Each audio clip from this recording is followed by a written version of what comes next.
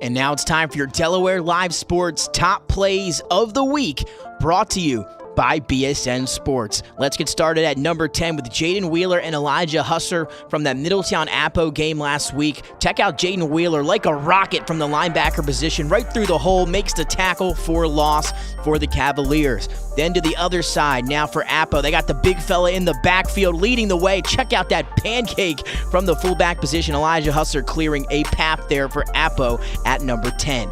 Now we've got some ankle breakers at number 9. It's going to start with Rayshawn Lamons from Tatnall. In the Wildcat, going to look to throw. He is a human highlight reel. Here comes the pressure. Just going to get out of it. No big deal. Make a few defenders miss. Able to break 4 or 5 tackles on his way to a big gain. Then over to Middletown. Josh Roberson out of the backfield. 1, 2. How about those missed tackles? Nobody able to bring down Roberson. Going to take about 5 Jaguars to get him after the gain. This one courtesy of Ann Williams. Gia Harling to Marie Brainerd for the Wilmington Charter Force. This is a game winner. There's the pass, and there is the finish for a goal. The game winner, Gia Harling to Marie Brainerd, and the Charter get the win.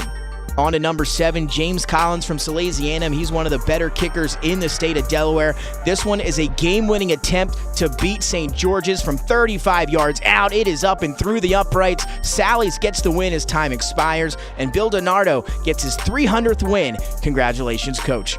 Now over to number 6 and Howard, one of the more impressive teams we've seen in 2A all year long. It's Xavier Greer. Here comes the pressure. Albero out of the pocket finds Greer, who takes it the other way, has some blocking up ahead of him. 10-5 into the end zone for the pick 6 for Xavier Greer at number 6.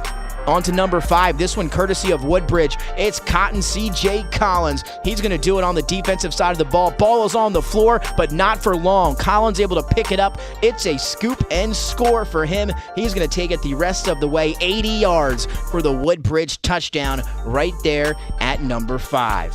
On to number 4, some long touchdown passes here. It gets started with Chris Albero to Hagenberg from Archmere. This against Howard. There's Hagenberg, makes the catch at the 45, and check out the yards after the catch. Makes the defender miss, now has some blockers in front of him. He's going to reverse field back to the 20-10 and into the end zone he goes. One of 2 plays here at number 4. Now over to Middletown. Austin Troyer to Tyrene Hinson from Middletown. Hinson finds a hole in the defense, able to come back, make the catch, and then see you later. He's going to put the speed to the sideline, has a blocker out in front of him as well, and he's all the way into the end zone. 2 big plays there at number 4.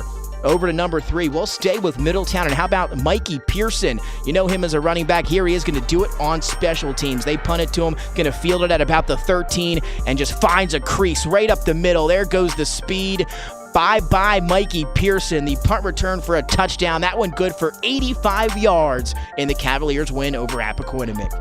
Now over to number 2, this one courtesy of the Hodson Camera. It's Rayon White-Taylor.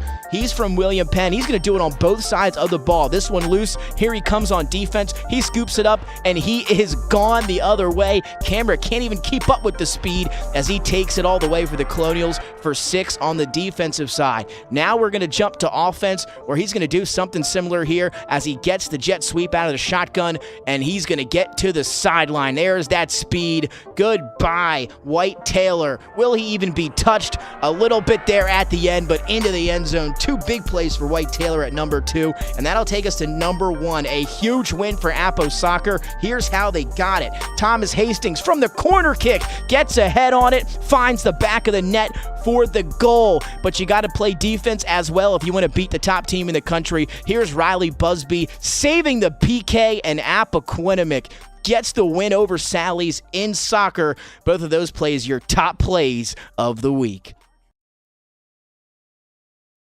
Your home, your community. It's not just where and you now it's live, time for your Delaware. It's where you belong. At Dover Federal Credit Union, we understand what it means to be local. We started here, and we're not going anywhere. We're as local as it gets, and we like it that way. We're not just a financial institution. We are the local credit union that you can trust. Local people, local decisions. Dover Federal Credit Union. Your home. The things that matter most happen right in our own backyard. Our neighbors, our schools, the places we go, and the people we know. And now there's one news outlet where our story is told. Delaware Live. Locally owned, community-based news. Free to every reader, because Delaware's future belongs to all of us. Quality journalism we can trust to help us take on the day. Delaware Live. Our state, our news, our home. Welcome to Dover High School on the first day of October. It's the Civil War rivalry game between the Caesar Rodney Riders and the home team Dover Senators. This is the 72nd meeting between the two. First game played back in 1935, and it's been played continuously since 1961. Dover leads the series, 37 wins, 30 wins for the Riders, and there have been 4 ties. Caesar Rodney comes into the game riding a 16-game losing streak. The last win was in 2020 in a game over Cape Henlope. And the Riders actually in that pandemic season finished with a record of 5-2.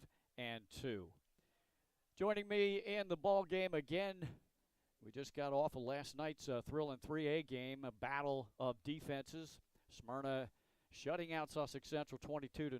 Pat Garriantes on color and producing. Nick Halliday on camera. And Pat, just a little bit about last night. Smyrna shut out Sussex Central. First time they've been shut out this season. They shut out the Golden Knights last year. That's the only 2 shutout games that Sussex Central has suffered since 2014.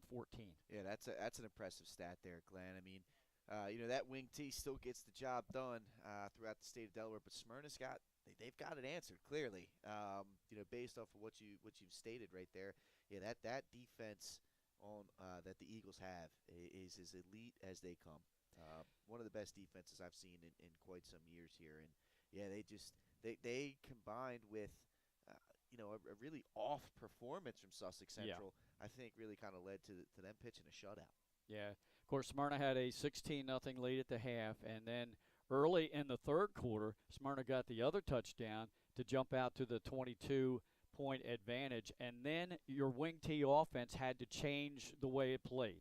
Now you're playing from 3 scores behind, and you have to put the ball up in the air. And although they did a good job against William Pinto on the football early in the year as game number 1, they really struggled trying to get a passing game going last night. Yeah, T.J. Morris did struggle. He ended 2 of 17 in the game, 2 interceptions, and just could not find a rhythm. He had pressure in his face. Yeah. His throws were a little bit long. Both of those interceptions came on overthrows. Yeah. Smyrna did a great job in their defense of making sure they were deeper than the deepest. Yeah. Nobody was getting behind them, and they were able to make plays on the football. But you're right. I mean, like I said, Sussex Central, there was untimely penalties by them. Oh, yeah. They jumped. They must have in neutral zone infraction 4 or 5 times on 3rd or 4th down. You're not used to seeing that from that program. So, obviously I'm not taking anything away from Smyrna. They executed their game plan beautifully. But Sussex Central definitely was a little bit off yesterday, and Smyrna was in control from kickoff to finish. Another factor last night in the passing game, definitely the wind. It was a stiff breeze last night that had to have an effect on night. About 170 River with a little bit of an upset. Previously unbeaten Seaford falls to the Indians 21-20. Delmar pounded Woodbridge 41-14 for the Kiwanis Trophy. It was Red Lion with a 39-0 shutout over Milford. Hodson Votech blanked by Salesianum 21-0 at Abyssinia. It was Caravel 44-6 over Concord. First State Military gets their first win of the season, 25-6 over Christiana. Middletown went out to Paul Brown Stadium in Ohio and played Massillon of Ohio and accounted themselves fairly well, only losing 42-24 to a national power. Absolutely, yeah, and what an experience. I know you've seen some of the parents from the kids out there, and that's about as cool as it comes. Great story there in Middletown doing some good things. Representing the state of Delaware out of state. Tatnall got a shutout win last night. I think their first win of the year, 30-0 over Dickinson. It was Laurel 50-6 over Polytech. Laurel averaging over 47 points per game this year. The defending state champs in Class 1A looking strong again, Pat. I say they may look even stronger than they did last year. Look out down there. Laurel clearly the class of that division, and they're proving it yet again. The other scores that we had from last night, Delaware Military Academy with a 27-14 win over McCain, and Sussex Tech and Lake, maybe the game of the night, 33-30, back and forth the entire game. Lake, we understood, had a chance there at the end, but couldn't quite get it done, and they come from behind to make it close, 33-30. Now, you talked about Laurel in Class 1A. St. Elizabeth is ranked number 2 in our poll, and, of course, they lost to Laurel in the state championship game last year. They have a noon kickoff today at Glasgow. Appoquinimink is at St. George's Tech for a noon kickoff. St. Mark's and Conrad already underway. They kicked off at 11, and the other noon game today is Howard hosting Mount Pleasant. Later on this afternoon, Wilmington Friends at Archmere. That's a good matchup in Class 2A. That absolutely is going to be a great matchup, and it's going to kind of determine, how's this Division II going to fade out, right? Both of those teams are going to be near the top. Let's see if Friends is for real. Obviously, Archmere trying to come back off of a loss with Howard. St. Andrews at Charter of Wilmington. That's a 3 o'clock kickoff and a 1A battle, and then tonight at 6 o'clock, it's Tower Hill at Brandywine. That's the schedule, the scores from last night. When we come back after this commercial break, let's talk about this game here today. Caesar, Rodney, and Dover, it's the Civil War on Delaware Live, powered by 302 Sports.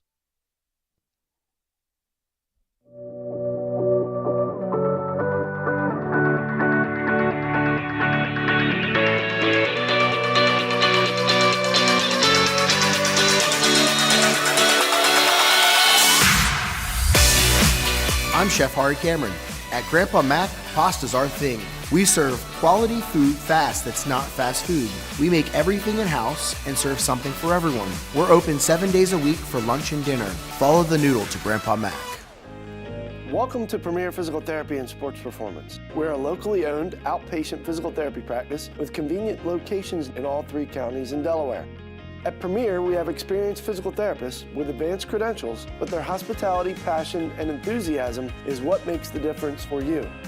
Find our convenient locations at premierptsp.com. You may have tried physical therapy, But have you tried Premier?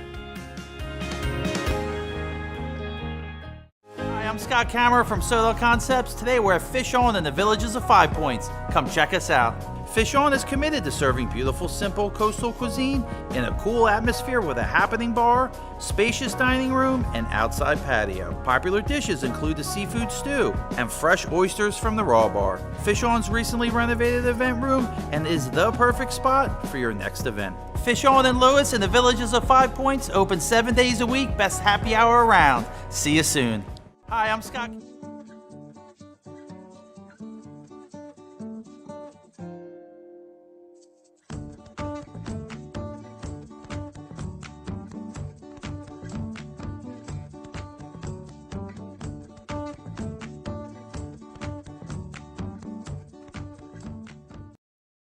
Hi, I'm Scott Kammerer from Soto Concepts. Today we're at Matt's Fish Camp in Fenwick Island, Delaware. Come check us out. Matt's Fish Camp features seafood classics, coastal comfort food, and chef-driven specials that pair perfectly with our large selection of craft ales, curated wine list, and camp cocktails. Matt's offers indoor and outdoor dining and is the perfect place to have dinner with your family, happy hour with friends, or enjoy lunch at the Raw Bar. Matt's Fish Camp in Fenwick Island, Delaware, open 7 days a week year-round. See you soon. Hi, I'm Scott Kammerer from Soto. Back here at Dover High School Stadium. Overcast today. I tell you what, with Ian coming up and getting the outer bands, and it looked really bad. The forecast looked bad a couple of days ago for the weekend football games. Got everything in last night with minimal rain, just high winds. We're going to have high wind again here today, but I think we're going to be rain-free. It's just going to be overcast today, Pat, and so far, so good for the football games this weekend, lucking out with Mother Nature. Yeah, obviously Ian making its way up the coast. You definitely were worried. Obviously, some schools made some precautionary moves, moving games up. And, you can see the wind howling down there. I know it's a little bit off our screen, but the Dover cheerleaders are holding up the DHS flags, and they are moving from far sideline to near sideline straight away. So much like last night, you talked about it in the game last night, I think yet again the wind is going to play a factor in this one. We'll see how both teams can adjust. Give you a couple of scoring updates from games that got started earlier today. Newark and Delcastle. Of course, Newark coming off of that heartbreaking loss to St. Mark. The Caesar Rodney Riders looking for their first win of the season, looking to snap an overall 16-game losing skid. Head coach is Dan Candeloro. The athletic director is Bob Baran. And they run still a little bit of wing tee, but they're mostly a spread. So we're going to see kind of a wings and things out of the Riders' attack. Yeah, and the captain there, Willie Davis, number 5. I have to keep an eye out on him. They got a young quarterback in Julius Timmons to see if they can create some plays. You're right. I mean, this is a proud program here, Glenn. I mean, there's been many years that the Riders have been towards the top, and this is a big-time rivalry game. Sometimes you can throw the records out the windows. Yeah. You get excited. Obviously, the wind's going to play a factor in this one. Let's see if they can make some things happen. Between Davis, Timmons, Tyler Pitts, right guard is a big-time lineman for them. Let's see what they can do. Obviously, you're 0-0. That's how you got to go into every week. You're 0-0, and see if you can come out here and compete against a very talented Dover bunch. We'll keep an eye, too, on their starting center, Tanner Smith, who's going to play both sides of the ball. He's only a freshman. Yeah. That's a pretty big position to have and a lot of responsibility to be the captain of that offensive line. It is. It's a big step for this young man. He's getting valuable experience, though, that he could build off of. Yeah, young guy. Let's see if he can step up to the challenge. Going to be facing the Dover defense, the front three of Ridgeway, Michael Stevenson, who's, by the way, the brother of Anthony McPoyle, who was a really stud here at Dover High years ago. And then the other DN is Jalen Powell. Now, he suffered a little bit of a shoulder injury in the offseason and the preseason, but hoping that he's back at full strength. We're also going to see on the line a little bit of Harris and Payne. The linebackers, Jaquan Kilby. He's a stud on both sides of the ball, isn't he, Pat? He is. Offers from Villanova, Old Dominion, among others. He's a big-time running back. We'll talk about him on the offensive side of the ball, but he gets after it on the defensive side of the ball as well. He uses that athleticism, is right up at the line of scrimmage quite a bit for this Dover defense. Also keep an eye in the secondary with Tyrone Abrams, who's a senior cornerback. He also returns kicks and punts, and he's the brother of John Parker, who we'll talk now about when we go over to the Dover offense. And this Dover offense might be one of the best in Class 3A. They got some playmakers. They do, and it starts with Kilby. He's over 1,400 yards rushing last year. We did 20 carries, 158 yards, 4 touchdowns against Cape. The junior running back gets it all done for them. You talked about Abrams. You talked about the wide receiver, John Parker, sophomore this year. 48 catches, over 600 yards already. No, that was last year. Oh, last year. Yeah, my bad. No, you're good. 7+ touchdowns as a true freshman. This kid is one of the most exciting athletes in the state of Delaware for sure. And then you got your dual threat quarterback, Nasheem Cosby, the junior. He's in charge of getting these guys the ball, and he does a pretty darn good job of it. Like you said, this is a dynamic offense. They could beat you in the air. It could beat you on the ground. I agree with you, Glenn. This is one of the best offenses in the state. And they're going to be good for a while. I mean, Cosme's only a junior. Jaquan Kilby's only a junior. And the wideouts are a sophomore and a freshman, Jaheim Cole. Yep. So other than senior Tyra Abrams, the fullback, and we'll be featuring him during the game as well, they're going to all be back next year. Yeah, they are. And you look down at the offensive line, and it's the same it's the same story, Glenn. One senior. Yeah, one senior. In the middle, it's Jamal Parker, 6'3", 255. But you go sophomore, junior, freshman, sophomore across that offensive front. Coach Chip Knapp's got a lot of talent down here and a lot to build on. He had a good season last year. They finished 7-5 after they won one playoff game and then fell to Smyrna in the semifinals. All right, we're going to step aside for the national anthem. We'll be back for the kickoff of this game right after these words on Delaware Live, powered by 302 Sports.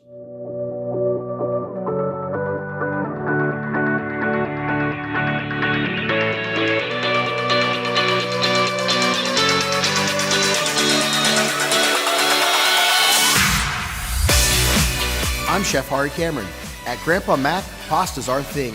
We serve quality food fast that's not fast food. We make everything in-house and serve something for everyone. We're open 7 days a week for lunch and dinner. Follow the noodle to Grandpa Mac. The things that matter most happen right in our own backyard. Our neighbors, our schools, the places we go, and the people we know. And now there's one news outlet where our story is told. Delaware Live. Locally owned, community-based news. Free to every reader, because Delaware's future belongs to all of us. Quality journalism we can trust to help us take on the day. Delaware Live. Our state, our news, our home. Get the assurance that your HVAC system is what you need with Ambience. Ambience provides you with over 25 years of experience in the heating, cooling, and plumbing industry. The team at Ambience Heating and Air Conditioning provides high-quality residential HVAC installations, maintenance, and repairs in new and older homes in the Delaware, Maryland, Pennsylvania tri-state area. You may not realize it, but half of your energy costs go to heating and cooling. Make sure your energy dollars count and call us today for a free estimate. 302-239-HVAC. 302-239-4822. Get the Thanks for joining us today on this Civil War rivalry game between Caesar Rodney and Dover. The Riders are going to receive the opening kickoff, moving from our left to right.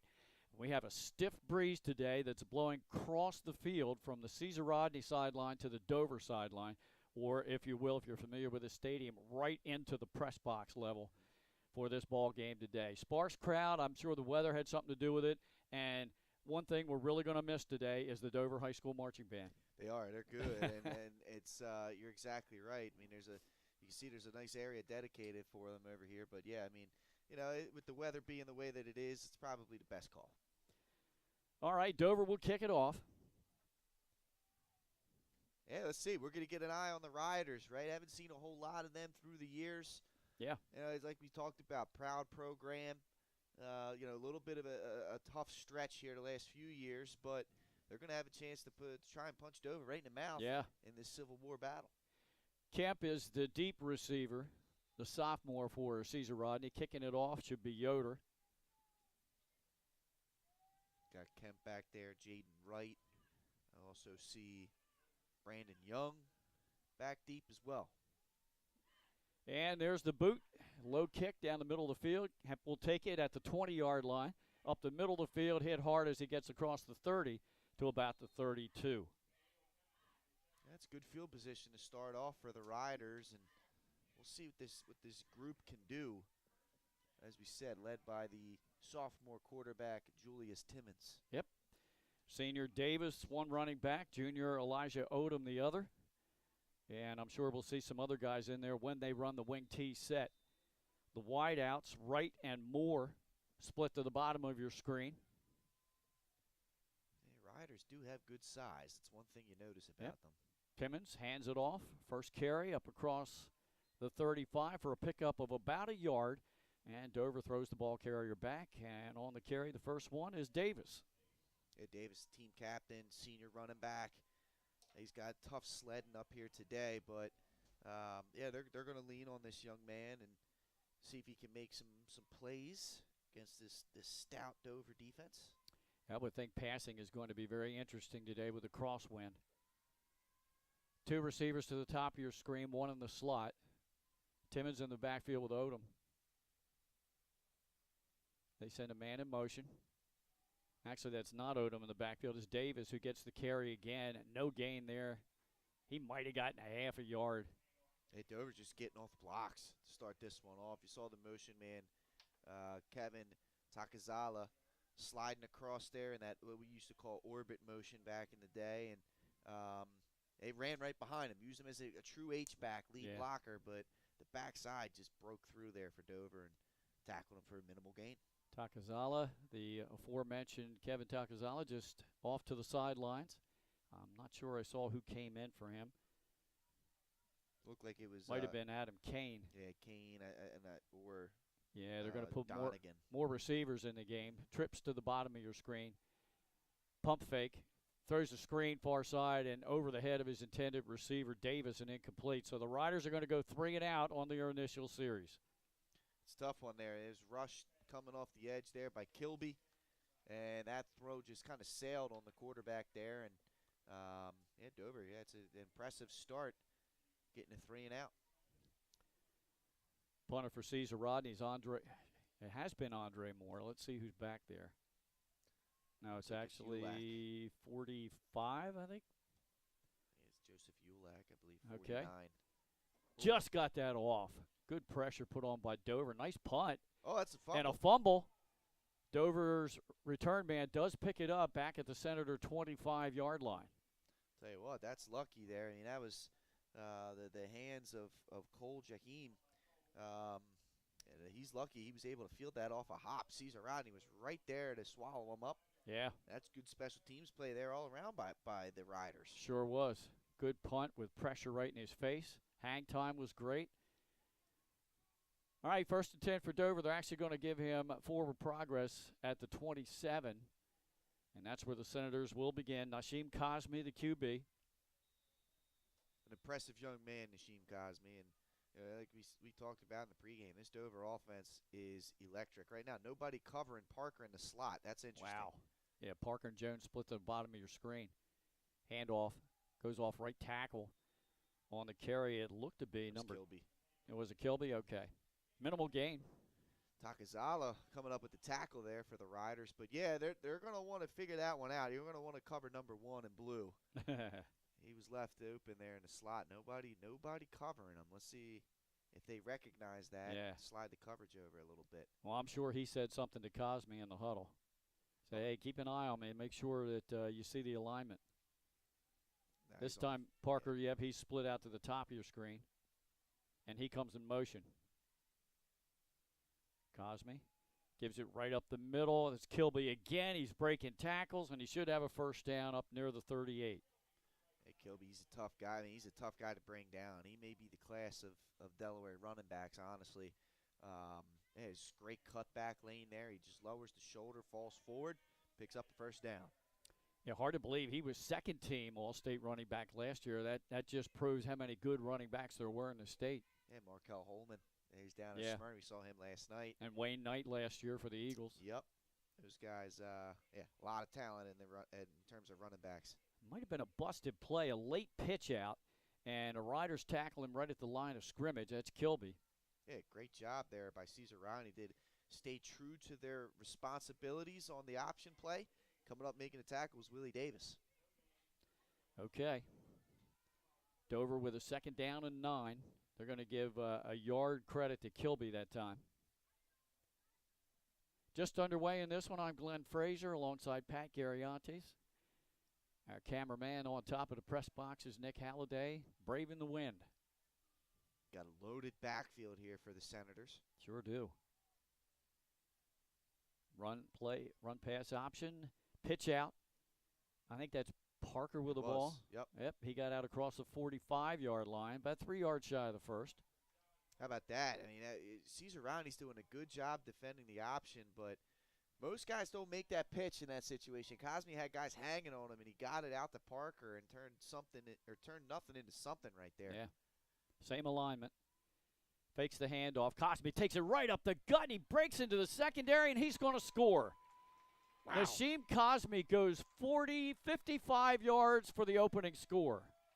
What a job by Cosme. His quickness up the middle. There was really nothing Caesar Rodney could do. They went no huddle with the tempo. The defense did not get aligned properly. They all ran with Parker, and it left a wide open running lane for Cosme to hit, and he didn't miss it.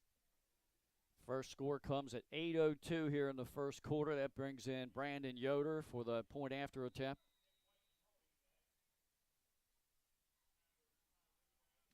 Take a look at the replay here after the extra point, Glenn. But yep, good call. Cosme did a great job of selling the fake. Kick is up, and the kick by Yoder is good to give Dover a 7-0 lead. Now let's take a look at the replay on this run. And you can see here, he holds the fake and boom, right up the middle. You see the defense was just pulled all the way across, and once he got in the open field, there was no catching him. Yep, too much speed for the Riders secondary when he got a step or two. 55-yard touchdown run. We're going to keep it right here. Early score for Dover. Yoder's kick, and it's 7-0 Senators. Dover smelling opportunity here. It came in this week, number 4 in our Super 7. Obviously, Sussex Central fell last night, so perhaps an opportunity here for Dover to bump up to number 3 in our Super 7 rankings. Yeah, I think you and I talked last night during the broadcast that this year, not as in years past, there's been 1 or 2, maybe 3 teams that have been clear-cut favorites in Class 3A or the old Division I. I think you got to go. This Dover team, Sussex Central, Smyrna, and Middletown, at least with a great shot at a state title this year. I agree with you. I mean, some of these teams are going to continue to grow. obviously we looked at Middletown and Smyrna preseason thinking it, but yeah, Sussex Central, they had a poor game last night. That's a nice tackle there on the coverage team. That was number 15 at Dover. That was Ja'Kai Tillman. Yeah, great job by Tillman. But Sussex Central, I can't see them playing that poorly, that undisciplined very often in the future. So that could be a completely different game. Obviously, we saw Middletown Smyrna a couple weeks ago, how tight that was. And Dover's the last team here that we got to see against one of those two teams. And eventually that'll happen here, and we'll get a full field with Chip Knapp has here with the Senator program. All right, Timmons, the sophomore QB in the gun, hands it off again. And this time a shirt tackle made out across the 25, maybe the 26-yard line by Davis. Tell you what, it's just not a whole lot of push coming up front by the Caesar Rodney offensive line. They're initiating contact, but they're not staying on their blocks. They still fell forward for a 4-yard gain there, but want to see these Rider offensive linemen try to push these guys and hold their blocks a little bit longer and allow these athletes for Caesar Rodney to make plays. Looks like Odom in the backfield this time. Throw in the far flat, off the hands of a defender and the intended receiver, and the intended receiver was Aiden Kane. And not a bad throw, and that's good coverage there by Dover. Tight windows to try and find Kane on. Lucky that one was knocked down and fell incomplete, but I like the idea. You gotta try and get the passing game established a little bit too. Trying to create some openings in this defense. 3rd down and 6 for the Riders. Back to pass again. Tim steps up in the pocket, lets it go last second. It's tipped and then almost caught off the tip drill. Pass was intended for Andre Moore, incomplete. Yeah, like a good job there stepping up in the pocket by Timmons. He had his man there. He just threw that maybe a little too much zip on that throw, and the receiver wasn't able to, react to that in time. And another 3 and out for this Riders offense.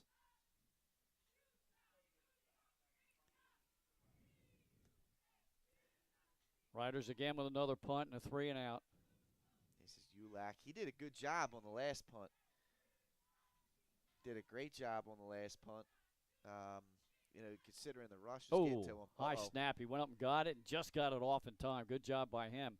But it's going to go off the side of his foot. Dover's going to have great field position inside the Rider 35 at the 30-yard line.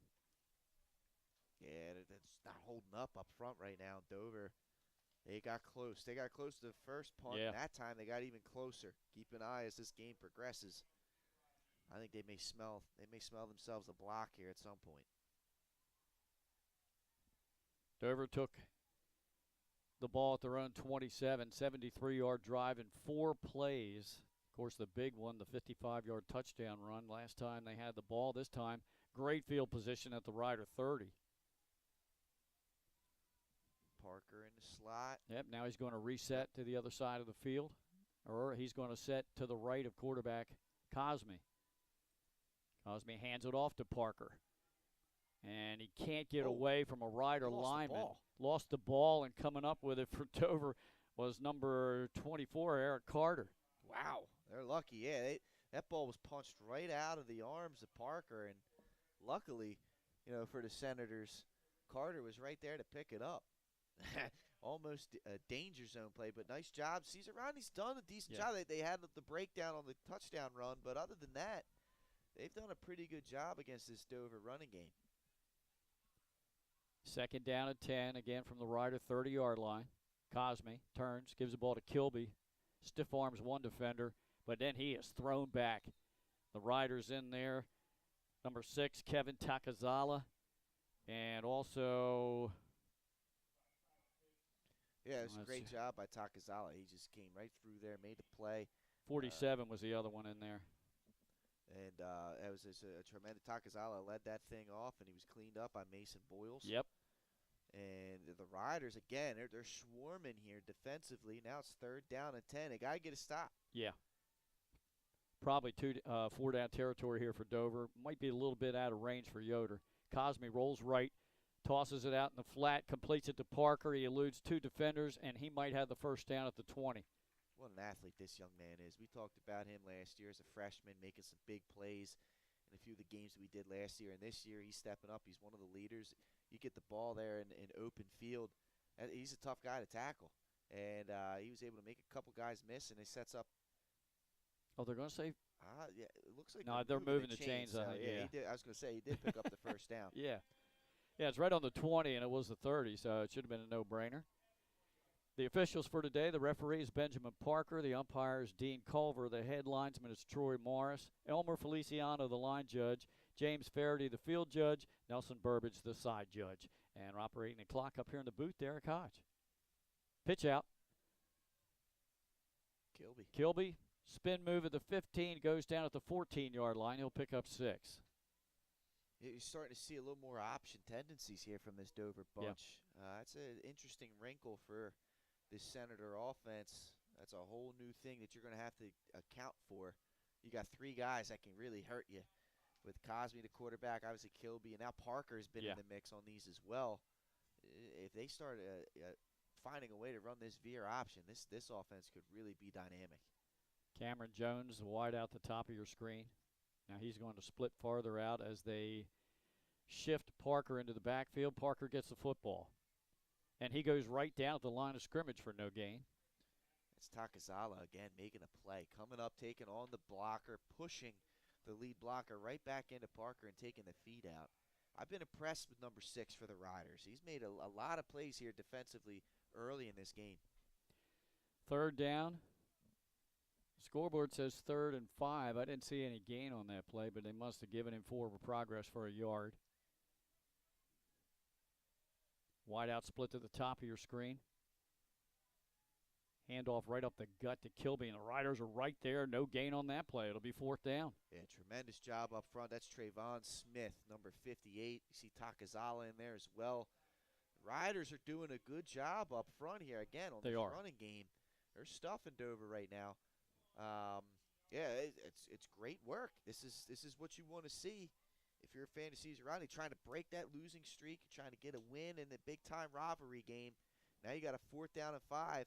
You're one stop away from getting the ball back. Jaheim Cole splits into the slot at the top. To his right is Parker. Cosme in the gun, rolls to the far side. Looks for Parker. Pressure's coming. And he almost went down, and now the 2nd and 3rd players to get in there defensively, bring him down for a loss. That's a sack back at the 18. What a job by Caesar Rodney getting after him. That ended up being Richard Smith was the guy that brought him down. What a job chasing him out. And I'm telling you, Cosme just he hesitated a little bit. He hesitated just a little bit there because he had Cole on it was a typical smash route. So you had Parker run a hitch. You had Cole run a flag route to the back pylon, and he had his man beat. Yeah. Cosme didn't trust it. He didn't throw it. He hesitated a little bit, and that allowed that Caesar Rodney pass rush to get to him. What a stop by the Riders, but a missed opportunity there for the Dover offense. It looked like good coverage on Parker, too, on that hitch route. There was 2 defenders right there covering him. That's why Cosby couldn't throw it to him. Now we've got a whistle before the play. We've got procedure against the Riders. This is where they got to clean some things up here, Glenn. I mean, they've come out, they've challenged Dover defensively. They had one mishap, and but offensively they have not been able to get out of their own way. Yeah, got to try and clean it up. Down to 3:12 to go in this opening quarter. Dover on top 7-0. We'll see the Senators again next week. Be right back here Friday night on the 7th, and they'll take on the Appoquinimink Jags, a surprise team this year. Very good defense, and, of course, Daniel McConomy. Yeah, McConomy. I mean, he had 48 carries in that game against Middletown we did last week, Glenn. He's going to tote the load. There's no doubt about it. Late handoff right up the middle. They got all the penalty yardage back. I think that was Odom that time. Yeah, great carry by Odom and good patience. Actually, I'm sorry. It was number 28, they said, the PA guy. So that's Satchel. Yeah, great job by Satchel. Good patience. Good cutback. Picks up a decent amount of yards. Sets this offense up with a 2nd and 7 despite the penalty yardage assessed on 1st down. Yeah, got all of it back plus about 3 more. 2nd and 7. Give her up the middle. I guess that's Satchel again. We'll have to wait and see after they unpile. It was. Yeah. And I'll tell you what, that time it was a good job by this Caesar Rodney offensive line. They opened a big-time hole for him right there. And you talked about doing the spread, almost wing tee spread style, and you saw the motion man coming, faked the speed sweep, gave it on the backside dive, and Satchel was able to find some holes there. Now you got a third down and short. This is a good job. Let's see if they can get a first down, though, Glenn. They really need one after going 3 and out their first 2 possessions. Riders trying to get a little momentum now after that turnover on downs. Fake the handoff. It looks like a counter play going back the other way to Satchel. I'm telling you, right there defensively, number 58 or 56? 56 for Dover. Jonathan Payne, that's a heck of a job there by Payne making a play. He stayed true to his assignment, came up the A-gap, and the play came right back to him, and he swallowed him up for the loss, and another big stop by this Dover defense. Forcing another 3 and out, Caesar Rodney they tried a little trickeration there. They felt like on 3rd and short, a little misdirection might open some lanes for them, but that's just good stout defense. Good snap this time. Get the punt off. And it's angled so there would be no return. So a good job. It's down at the 49 of the Senators. Dover again with good field position with about 1:14 to go here in this opening quarter. Yeah, they've done just enough so far offensively. They have the lead. See if they can get Kilby and Parker unleashed here. I'll tell you what, Caesar Rodney's done a great job of taking those 2 away right now. Yeah. Limited Difference damage. in the game. They had one big run by Cosme up the gut. Yep. Dover has big play capability. They've shown that all year long. Parker in motion. He gets the football on the sweep, and he is hit in the backfield and thrown down for a loss. Parker Smith, the sophomore, did a great job keeping the outside arm free, making sure that Parker doesn't get around him. He set the edge strong there, fought through a block by Kilby. That's a big-time tackle. Loss of 4 on the play, Glenn. You can't help but be impressed by the Riders so far in this first quarter defensively. They are really keying on Parker and Kilby as they should. Like you said, it's a 16-game losing streak, you said? Yeah, and they're only averaging about a touchdown a game, so they have struggled to score. Defensively, though, they have come ready to play today. There's a blitz up the middle. Little screen pass to Parker, and they swarm him under, and he will lose 2 more yards. Akazala, again, we've been saying his name a lot in the first 12 minutes, comes up and makes the play. There's just no room for Parker to move.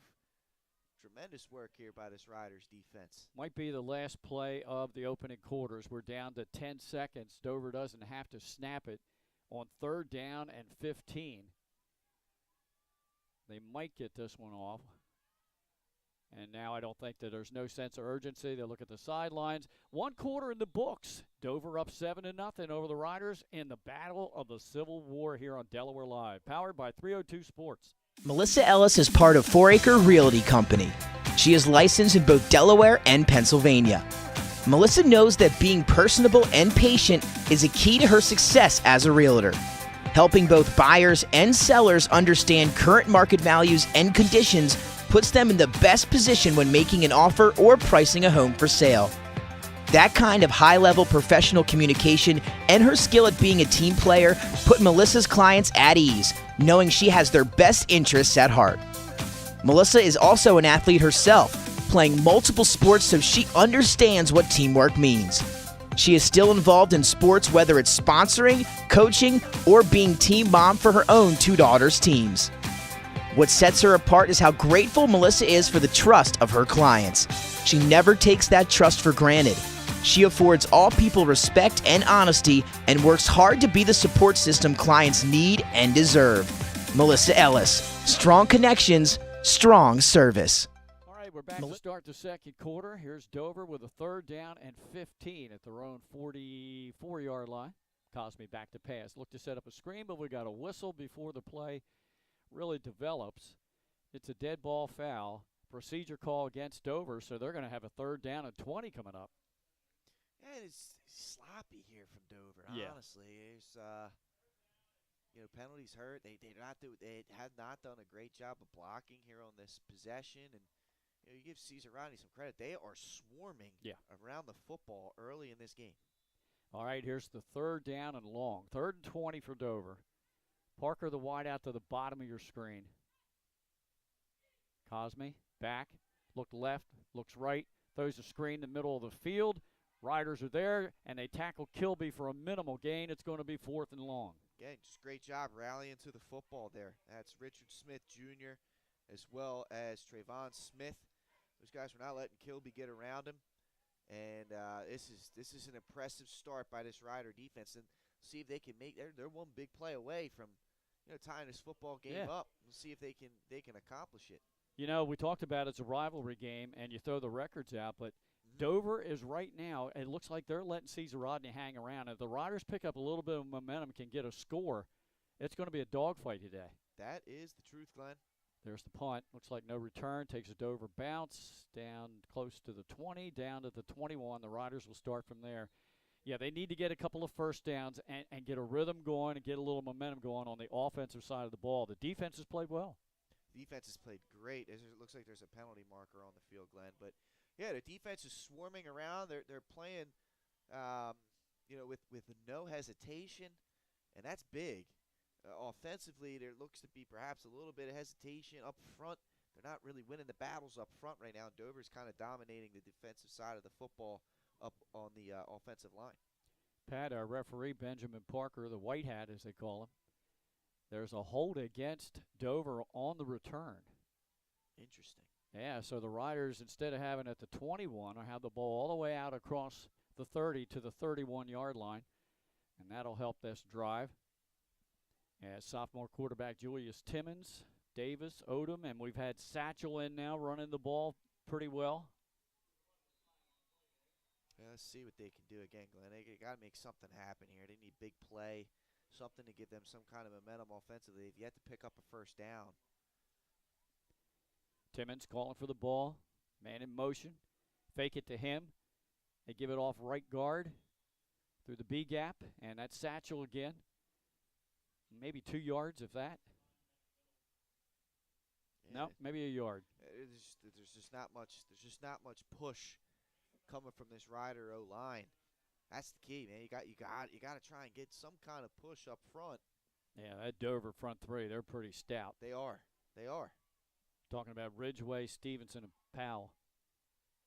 And there will be others rotating in and out. This time Timmons back to pass. Throws it downfield deep. And that's just an offensive receiver being a defensive player, batting that one away and avoiding what could have been a turnover. Yeah, Aiden Kane did a good job making sure that pass wasn't intercepted. And it was just missed on the inside there. You want to try and get that ball to the sideline, let your guy go up and make a play. But he missed towards the middle of the field, and it was just a good job by Kane making sure that ball was not intercepted. Good coverage on the play by Abrams. Tyrone Abrams, we talked about him at the top of the broadcast. Riders with 4 receivers in this set. Trips to the top of your screen on 3rd down and 9. They bring Kane in motion, now penalty flag. I think we're going to have another 5-yarder against the Riders, and we will. They'll make it even worse. It'll be 3rd and 14 coming up. 10:26 to go in the opening half. It's just a 1-score ball game.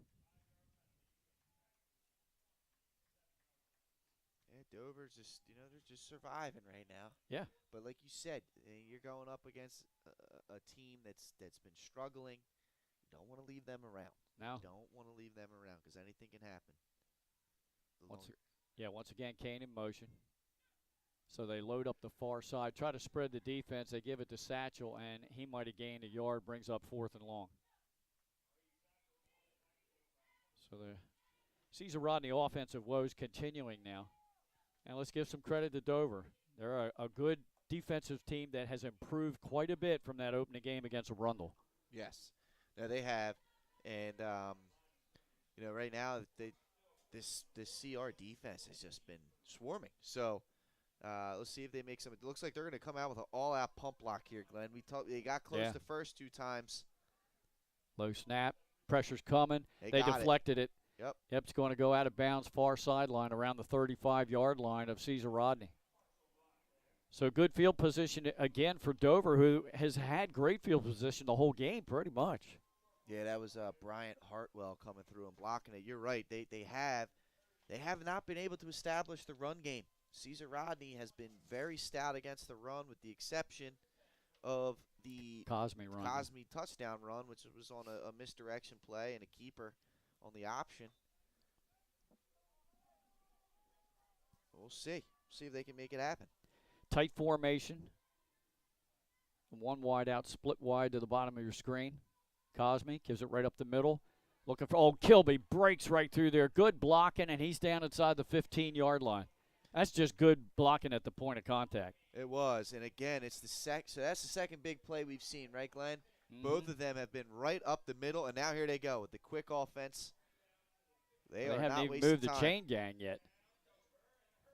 Kilby again right up the middle. Good blocking as he's down inside the 10. Looks like about the 7. How about you're right? They beat the chain gang on that, Glenn. Usually the referee will call timeout until the chain gang is set. Not wasting any time. I like this quick tempo offense. Kilby again, I think. He's First down. inside the 5. He's going to be down around the 2. Yeah, they're just mauling CR right now, and CR is just kind of like, what are we doing right now? I mean, these guys are right up on the football. No time wasted. Not allowing CR to get set. Yeah. Kilby again, hitting the backfield, tried to surge forward. He might have got a yard to the 1. Ooh, now there's a little bit of fist swinging out there. The officials never blew the whistle, so these guys they're are still gonna playing. Keep going, man. Exactly. That was good. That was Parker Smith, number 33, coming off the edge to make the tackle for Caesar Rodney. So it'll be second down and goal. It looks like you're going to see maybe Dover's version of the earthquake here, Glenn. Cosme's coming off the field. Second down and goal at the 2. Want to thank a lot of people that are joining us today and viewing. I have one fan of the program saying the volume's pretty low, but 302 Sports Benny Mitchell says it sounds fine on his phone. Taking it as Parker, and Parker's in for the 2-yard touchdown run. Yeah, great job there. I like this tempo from Dover, right? I like this no huddle. That could cause a lot of teams some issues if they could perfect this as the season goes along. They just pounded Caesar Rodney right up the middle, ran it right down their throats for the second score of the game. Yeah, Parker ran. It's ironic. Dover scored with 8:02 in the first, and they scored with 8:10 to go in the second. Yoder in to try to make it a 14-point game. Has the distance, and the kick is wide left, no good. Timeout on the field. It's 13-0. Dover over Caesar Rodney. We'll be back after this on Delaware Live, powered by 302 Sports. Camera from Soto Concepts. Today we're at Fish On in the Villages of 5 Points. Come check us out. Fish On is committed to serving beautiful, simple coastal cuisine in a cool atmosphere with a happening bar, spacious dining room, and outside patio. Popular dishes include the seafood stew and fresh oysters from the Raw Bar. Fish On's recently renovated event room and is the perfect spot for your next event. Fish On in Lewis in the Villages of 5 Points, open 7 days a week, best happy hour around. See you soon. Hi, I'm Scott Kammerer from Soto Concepts. Today back here at Dover High, 8:10 to go in the opening half. Dover up 13-0 now over Caesar Rodney. Very good drive that time. Short field, though, because they had a big rush on the punter, and they took over at their own 36. The big play in that drive was a 25-yard run by Kilby, and then he ran it down to the 2, and Parker finished it off. Yeah, great job by I love the tempo. I just really love the tempo. But it's been solid up the middle consistently against Caesar Rodney. That's where they found their success on the long run and then on that drive. Dover just trying to get themselves established here. Big time touchdown. Let's see how they respond defensively. Yoder ready to approach the ball to kick it off. Has to have one of his special team players hold it because of the wind. Sails down to the 14-yard line. Getting the ball on the run was Kemp, and he is smacked down at about the 31. Fairly decent field position for the Riders. Actually going to call it the 32-yard line. But here has been the problem for the Riders through this 16-game losing streak. They can't really score too many points, only averaging a touchdown through that losing skid. Yeah, it's been tough. I mean, they haven't been winning their battles up front. They haven't been able to establish the passing game. And when you're losing the battles up front in the running game, it's hard to move the chains. And that's what they haven't picked up a first down yet. No. I mean, Dover's really taken it to them in this run game. And it's been 1 yard. It's been no gain. It's been 2 yards. And then you add penalties to it, and that hurts as well. Man in motion. Quarterback Timmons just takes it himself, tries to weave around and tries to find a couple of yards, and that's all he got. There's just nothing there. I mean, it's hard. You're running into the back of your lineman every time you're touching the football. It could be hard, and they just haven't been able to open the holes. They did on that first drive. They had a couple nice runs, 6-7 yard gain, or 4 or 5 yard gains, but haven't been able to put it together continuously for one drive. That was actually Davis who took the direct snap. No gain on the play. 2nd down and 10. It looks like it's going to happen again. Yeah. Bring the wide out in motion. Davis hands it off and trying to get up to the 35-yard line. A gain of 2. See as they unpile. That was Satchel again. And, you look at it, it's the linebackers from Dover. They're coming right up to the point of contact, and, there's nobody getting bodies on the line, on that second line of defense. Everyone's just kind of focusing on making sure the linemen are blocked, and these linebackers are cleared to go down the runway and make a play. Now it looks like Timmons back in the game on 3rd and long from just shy of the 35. It's a handoff, trying to use a sweep to the far side, and he is just spun around and thrown down. Odom will lose a couple of yards back to the 30. Yeah, Ja'Kai Tillman coming flying up from his safety position there, took on a block and made a play on the sweep. Good play recognition by the safety, and he came up and made a heck of a play. Going to bring up 4th down and 11 for the Riders. So they're 5th, 3 and out here in the first half with 6:15 to go in the half. It's hard to win games. It's hard to win the games when you can't move the ball. You can't move the chains. Your defense is now stressed going out there on the field. And you saw when they were fresh, they're able to compete. But, now they're back out here. Time of possession being, won pretty significantly by Dover. Dangerous return by the Senators as they picked the ball up on one hop. That was number 22, Jonathan. Let's see, that's Jaheim Cole on the return. Held on to the ball, though, hit immediately, but Dover, again, good field position up near midfield. Yeah, now they can really put their footprint on this game right now. They got a 2-score lead. Yeah. Seem they found some success with the tempo offense. See if they've gotten themselves into a rhythm. 2 wideouts split to the top of your screen. That's Parker split out, and now they are going to reposition the other wideout, Nevon Pierce. Unbalanced line. One-on-one with Parker, far side, no safety help. Yeah. Jaheim Cole in motion. Give us to Kilby as they spread out the defense. Makes a nice cut with a Rider defender. Slowed him down, gets back up, slows him down again, and there'll be no gain on the play. Yeah, that's Parker Smith out there doing a great job making sure Kilby didn't get around him. And he didn't make the tackle on that play, but he made the play. Right. He forced Kilby to slow up and allowed his teammate Mason Boyles to come up and clean that thing up. Well done again on the run game by Cesar Rodney. Actually a yard loss, so it's 2nd down and 11 for Dover. Under 5:25 to go in the opening half. It's 13-0 in favor of the Senators.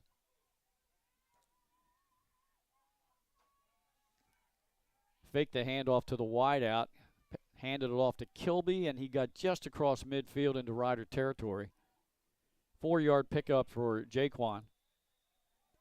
And it looks like there's a player down. Yeah, Rider down. That's number 47. Mason Boyles, who just made the tackle on the previous play. Yeah, he's been playing well. Yeah. He's been playing well for them. Hopefully that's something minor. Yeah, you hope it's just cramping. But I tell you what, we got an injury timeout. We'll step aside for a quick break. We'll be right back after this. Hi, I'm Scott Kammerer from Solo Concepts. Today we're at Lupo Italian Kitchen in downtown Rehoboth Beach. Come check us out. Located inside the Hotel Rehoboth, Lupo serves coastal Italian cuisine with fresh pasta made in-house daily. Lupo features plenty of unique craft cocktails and an extensive award-winning all-Italian wine list. Popular dishes include lobster bucatini, veal meatballs, grilled swordfish, and eggplant parmesan. Lupo Italian Kitchen on Rehoboth Avenue, serving happy hour daily and dinner 7 days a week. See you soon. Hi, I'm Scott.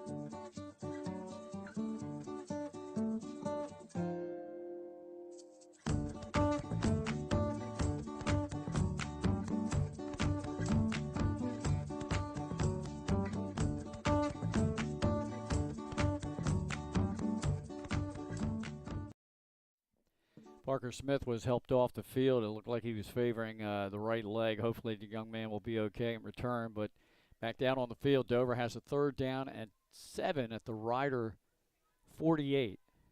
Cosme back to pass. Hit from behind. The ball will fall incomplete on a blitz from the blind side. Yeah, wonderfully drawn up blitz there by Caesar Rodney, and flying through and making a play. I believe that was Jonathan Benjamin, number 22. He hit Cosme as he threw, and I'll tell you what, Cosme's lucky he's able to get up off the turf because he did not feel him coming at all, and that was a clean shot off the edge. Sure was. Brings up 4th down and 7. Yoder will come in to punt. Back deep for the Riders. Number 11, that's Khalil Kemp, the sophomore. As we are 4:41 to go in the half. Caesar Rodney holding their own so far, only down 2 scores. Oh, if they're able to figure out something offensively, Glenn, I mean, they could keep right in this game. Yoder gets off a clean punt. Good hang time. Will not be returned, I don't think. No, Kemp is going to pick it up at the 6. Spun around. Gets away from that defender and will get out across the 10 and carry the pile to about the 16-yard line. So he really did a good job saving field position for the offense. Yeah, 'cause that ball looked like it was going to chalk up. I agree with you, Glenn. And, get that ball up to the 16 is a heck of a lot better than being at the 2. That's for sure. Yeah. So right now, it's really on the shoulders of the Caesar Rodney offense to kind of flip field position a little bit. Dover's had great field position the whole half. They've scored twice. The Riders' defense has come up big and forced a couple of punts. Yeah, I mean, it comes down to, again, can they generate some first downs? They got to try and find a way to loosen this defense up because they've just been pinning their ears back. Yeah, Hardy split to the bottom of your screen, right way out to the top. And in the slot is Andre Moore. Timmons fakes it. Passes in the far flat, completes it, but there'll be a minimum game, and then the ball's dropped. It's loose. Dover picks it up. Was a completed pass? It is. Wow. And Dover's going to have it at the 10-yard line. That's a tough one there. That's a tough one. But, again, it's a slow route, slow developing route. It wasn't going to be for many yards. And there you go. Dover forces a turnover. That's who came up with the turnover. Nazir Snipes Guzman. What a job by Snipes Guzman.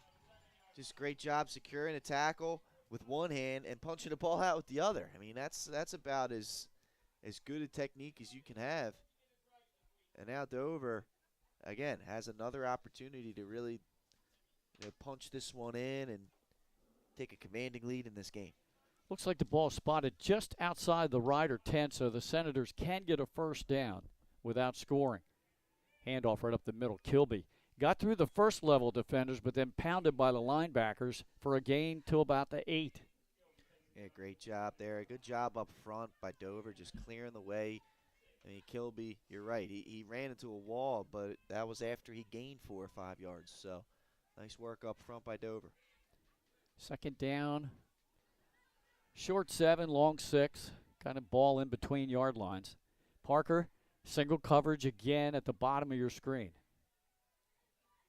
Cosme turns, feeds it to Kilby again, smacked at the line of scrimmage. Second effort might have gotten a couple of yards to the 6 and then pushed back.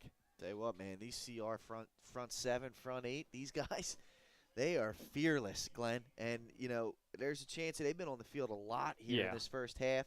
Offense hasn't been moving. There's a chance that your body language, your energy level can drop. These guys are fighting through. They're still fighting out here, trying to keep their team in the game right now, and they've done a great job. 3rd down and 5, and he's talking about Davis, Tanner Smith, Trayvon Smith, and Takazala. Give us to Parker, and he is in the end zone for his 2nd touchdown of the game off left tackle. Good block in that time. They went away from the middle and got the score. Yeah, that time you're right. Just great blocking up front. They got great push along the line there, and it looked like you had all these linebackers lined up on the offensive front, and they just pushed the linemen right back into them and generated a great push for Parker to score. From 6 yards out, Yoder, who had the last one sail wide left. He's 1 for 2 in point after attempts. Yoder approaches it, hits this one high and true and straight through. What you got, Pat? You're going to see a replay? You can see. It's going to be quick, so be prepared. But you can see this Dover front pushing the lane. And, I mean, Parker wasn't touched until the goal line because of that great push up front. I mean, you saw Caesar Rodney defenders just all lined up at the line of scrimmage. There's really not much they could do with the push that was generated by that offensive front. So Dover converts after getting the turnover, a completed pass, and then a fumble, and got the ball at the Rider 11. As we keep it right here, Pat. So now it's a 3-score lead for Dover, 20-0, 3:07 to go in the half. Plenty of time for the Riders to try to get something going offensively. They need to get a few first downs here. You got to give your defense a little bit of a break. You got to give your team a little bit of breath of fresh air. Like, okay, we can compete with these guys. They haven't been able to do that so far offensively. Maybe you get to a point here where you get a little play action pass look. You try a little something out of the ordinary here, because these dives and these sweeps, they have not been there for them. Yep, credit Dover's defense. Yoder with the kickoff, a spinning kick down inside the 20, and it's going to go out of bounds inside the 10. Riders can take it at their 35, which most teams seem to do anymore. I think only one time this season have I seen a team take the penalty, make them kick it 5 yards farther back. And I think that might have been the Middletown Smyrna game. I think it was. I think you're exactly right about that. And it didn't really do much. It didn't change any outcome. No. So the Riders will take it right at their own 35 with 3:07 to go in the half.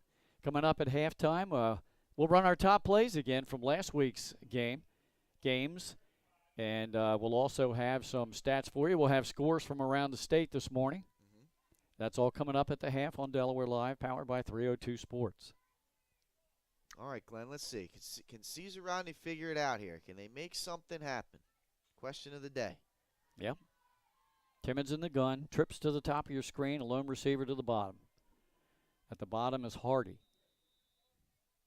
Timmons now repositioning and going over the play with the offensive line. Left tackle, Ethan Capragato. And there's a misdirection play. Started left, cut it back right, got a couple of yards.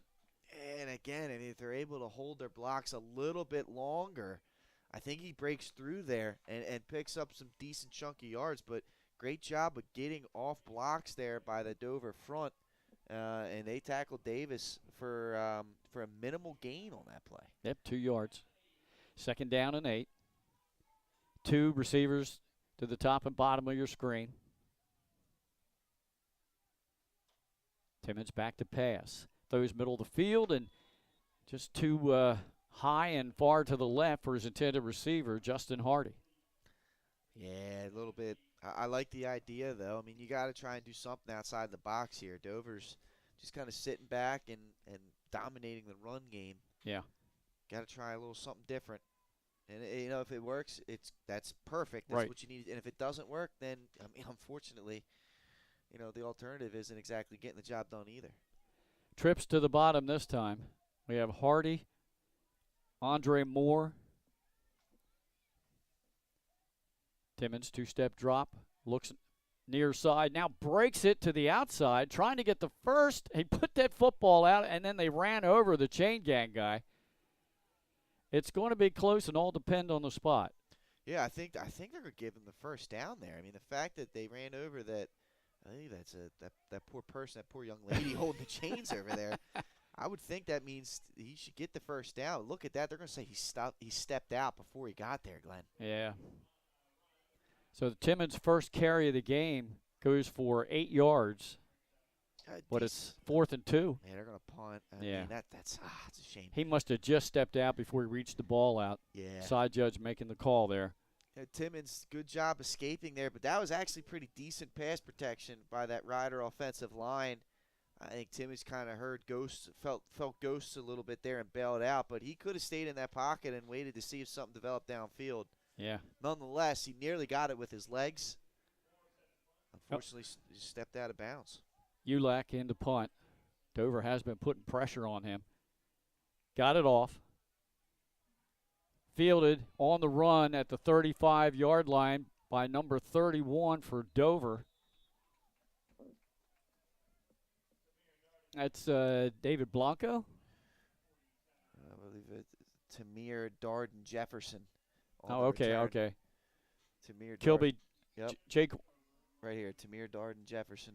Okay, 31. yeah, we have number changes from earlier in the season, and that's another thing with supply and demand this current state in the country. And uniforms were really delayed getting to a lot of teams this year. They were. I mean, you know, our colleague Nick Halliday also works with BSN Sports, and he said the same thing. Yeah. Cosme rolling, finally takes off. Will get just into Rider territory. Tackled at the 48.5-yard line. Jonathan Benjamin coming up and making the play. And, I mean, you gotta be impressed with this Rider defense. Okay, yes, there's 20 points on the board for Dover. One was on a short field. Right. One was on a broken play that you know, they just they got swallowed up on a play fake. Otherwise, and they've been on the field for the majority of the game. Their offense hasn't picked up a first down. So, you know, this Rider defense has been pretty good, all things considered. Cosme, quick throw in the far flat, and a good job picking that ball up. That's Cameron Jones. Yeah, I mean, he got spun around a little bit. What a job there by number 3. It's a great number, Cam. Give right up the middle. And Kilby, I think, just got enough for the first down. We'll have to wait to see what the white hat tells us. Yeah, it looks like they're going to get it based off of the spot. They're going to bring the chains out. Out, Glenn. We haven't seen that too often this year. That's the 15th carry of the first half by Kilby. I think he's got it based off of. I mean, I'm literally sitting on right on it, the 43-yard line. Right. I am deadpanned. He's going to get this by a nose. All right. Pulled predictions out. Drum roll, folks. Oh, we've got the camera zoomed in, and you're right. There it is. By the nose. Yep. Good call. We're down to 1:09 to go in this first half. Pat Stradamus, they call me.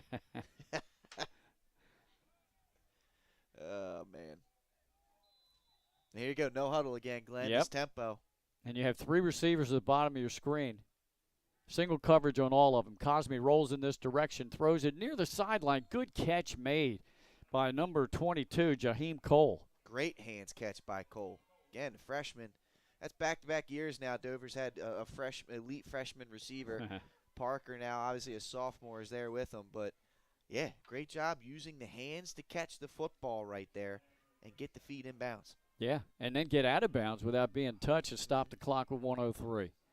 6 yards.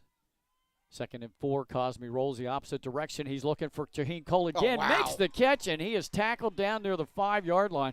Great touchdown-saving tackle made by the Riders, Aiden Kane. What a throw by Cosme. Flipped the shoulders just like you're taught. Flipped the hips and put that ball beautifully placed out there for Cole. That is not an easy throw, folks. That's a 31-yard pass play. Cosme fakes it, takes it himself, fumbles the football, and I think the Riders pounced on it.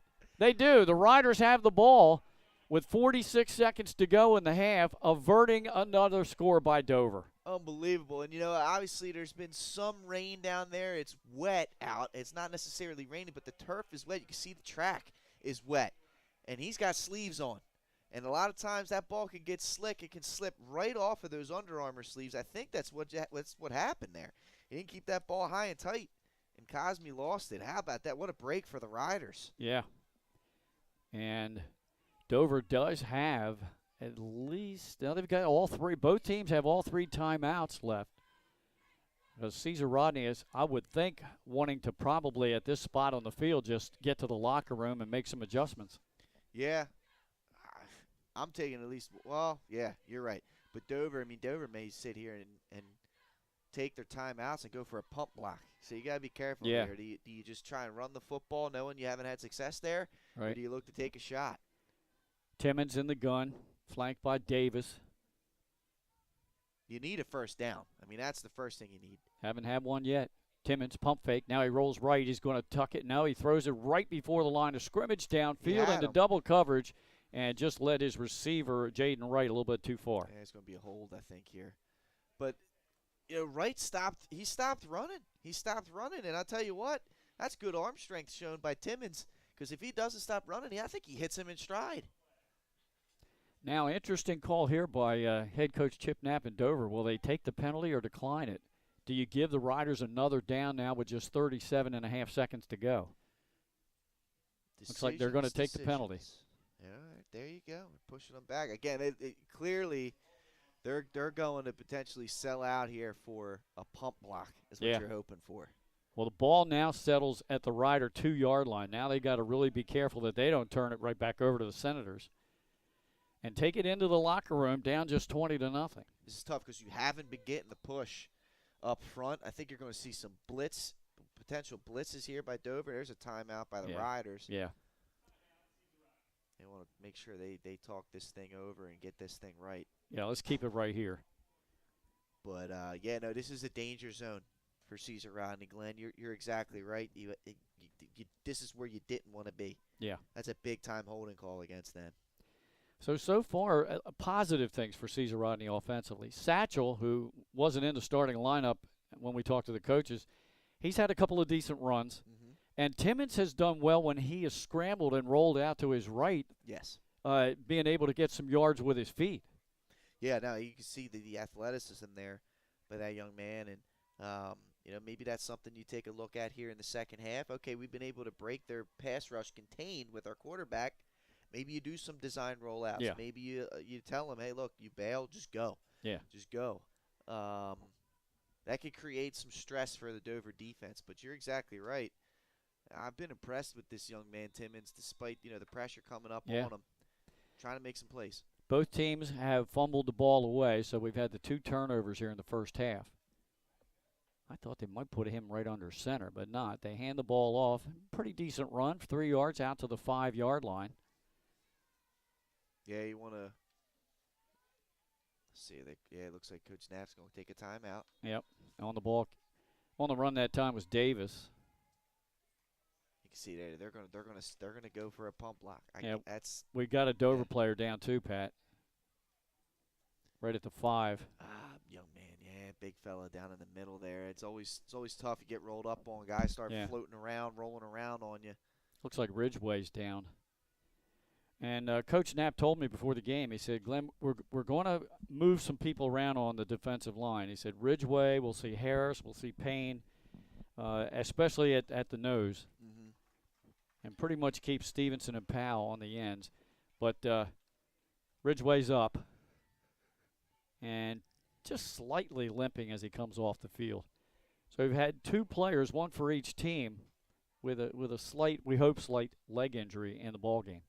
Yeah, hopefully everything's okay there. But I like that for Coach Knapp, right? You cycle your guys through there, get a lot of guys some playing time and experience, and it keeps them fresh for late in the game too. Well, let's step aside here because now that we had the injury timeout, and now we have a Chip Knapp Dover timeout. We'll be right back after this with Dover up 20-0. Your community. It's not just where you live, it's where you belong. At Dover Federal Credit Union, we understand what it means to be local. We started here, and we're not going anywhere. We're as local as it gets, and we like it that way. We're not just a financial institution. We are the local credit union that you can trust. Local people, local decisions. Dover Federal Credit Union. Your home, your community. Just about over that Dover took. So now both teams with 2 timeouts remaining. 23 seconds to go in the half. Riders have 2nd down and 14 just outside the 5-yard line.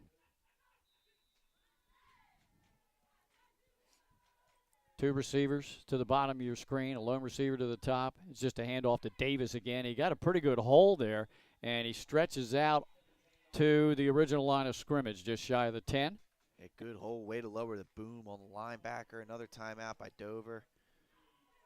Yeah, they'll have 1 left, but this is 3rd and long now here. And again, you're right. They conserved the timeouts, good time management. You know, we saw this in the opening game of the year when Dover played Arundel. Chip Knapp and his squad did a great job of time management at the end of that game.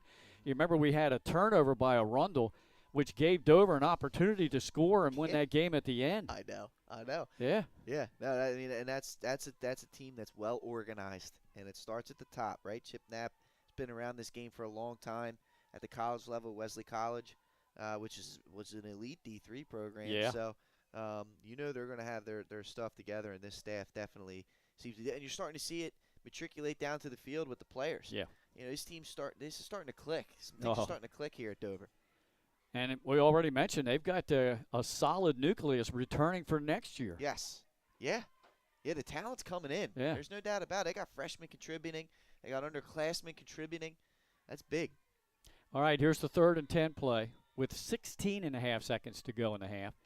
3rd down and long. I would think the Riders just keep this on the ground and force Dover to take that final timeout, and they do. Give right up the middle. Breaking a tackle, getting up to the 15, out to the 17-yard line, just shy of the 1st down is Davis. I'll tell you what, great job. Look, they're not going to get the 1st down, but great job by Caesar Rodney getting out from the goal line. Yeah.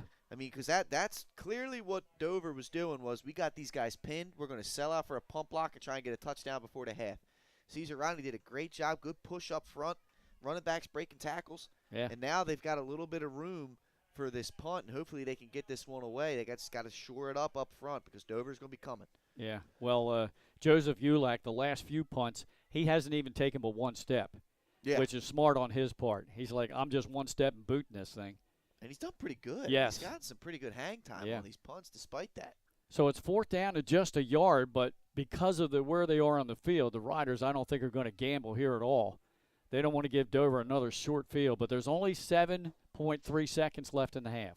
Yeah, it's going to be block or nothing here, I feel like, for Dover. It's block or nothing. They're going to go for the block. They're going to look to scoop and score. I'm wondering, Pat, if they even put anybody back deep. Yeah. No, they may put 1 guy, but, like, again, you're not going to set up a block. Hey, look, you're right, Glenn. Yeah, everybody's up there. The Riders got their offense out on the field. Yeah, they're going to go for it. 4th and 1 to go. Handoff, trying to get the edge, and he gets the 1st down. Gets out of bounds, and then he's hit out of bounds. But I think that was inadvertent. There you go. All right, hey, there's some momentum for you. There's some Yep. momentum for the Riders. So from the 18 all the way out to the 27-yard line, a 9-yard pickup by Davis. Great job. Hey, there's your first down. That's something to build Yeah. off. Something to build off. 17 yards on the last 2 carries by him.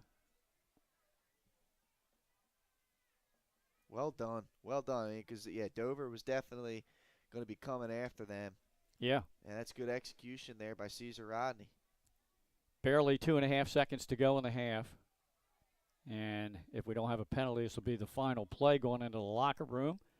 Back to passes. Timmons steps up, throws the home run ball downfield, and both the defender and the receiver fall down.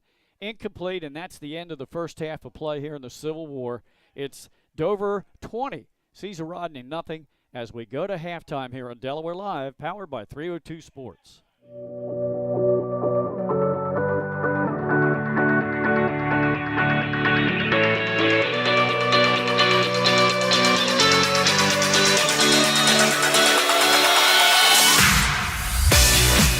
I'm Chef Hari Cameron.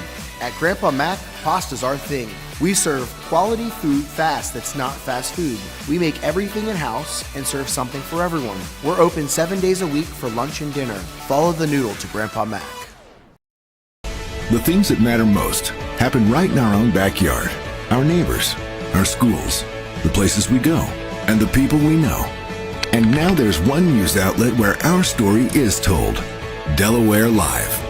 Locally owned, community-based news. Free to every reader, because Delaware's future belongs to all of us. Quality journalism we can trust to help us take on the day. Delaware Live. Our state, our news, our home.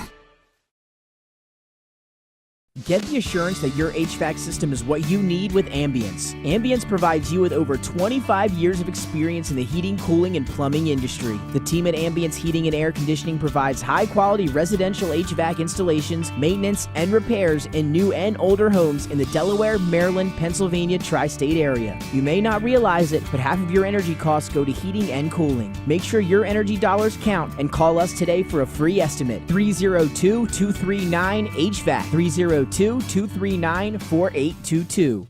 Melissa Ellis is part of 4 Acre Realty Company. She is licensed in both Delaware and Pennsylvania. Melissa knows that being personable and patient is a key to her success as a realtor. Helping both buyers and sellers understand current market values and conditions puts them in the best position when making an offer or pricing a home for sale. That kind of high-level professional communication and her skill at being a team player put Melissa's clients at ease, knowing she has their best interests at heart. Melissa is also an athlete herself, playing multiple sports so she understands what teamwork means. She is still involved in sports, whether it's sponsoring, coaching, or being team mom for her own 2 daughters' teams. What sets her apart is how grateful Melissa is for the trust of her clients. She never takes that trust for granted. She affords all people respect and honesty and works hard to be the support system clients need and deserve. Melissa Ellis. Strong connections, strong service. High school athletics is not what it used to be. The sporting goods industry has been disrupted, adding to coach and athletic director daily challenges. BSN Sports stands ready to change the fundamentals of our industry, giving our customers the advantages they need right now.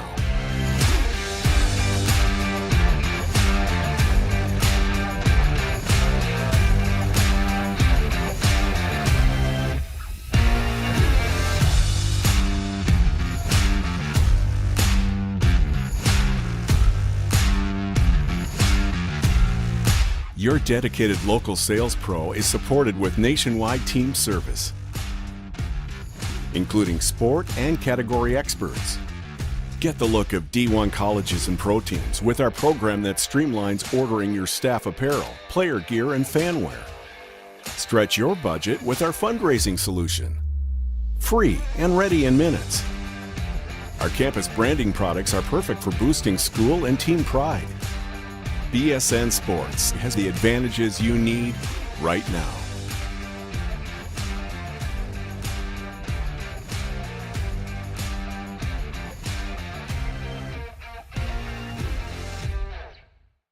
Hi, I'm Scott Kammerer from Soto Concepts. Today we're at Matt's Fish Camp in Fenwick Island, Delaware. Come check us out. Matt's Fish Camp features seafood classics, coastal comfort food, and chef-driven specials that pair perfectly with our large selection of craft ales, curated wine list, and camp cocktails.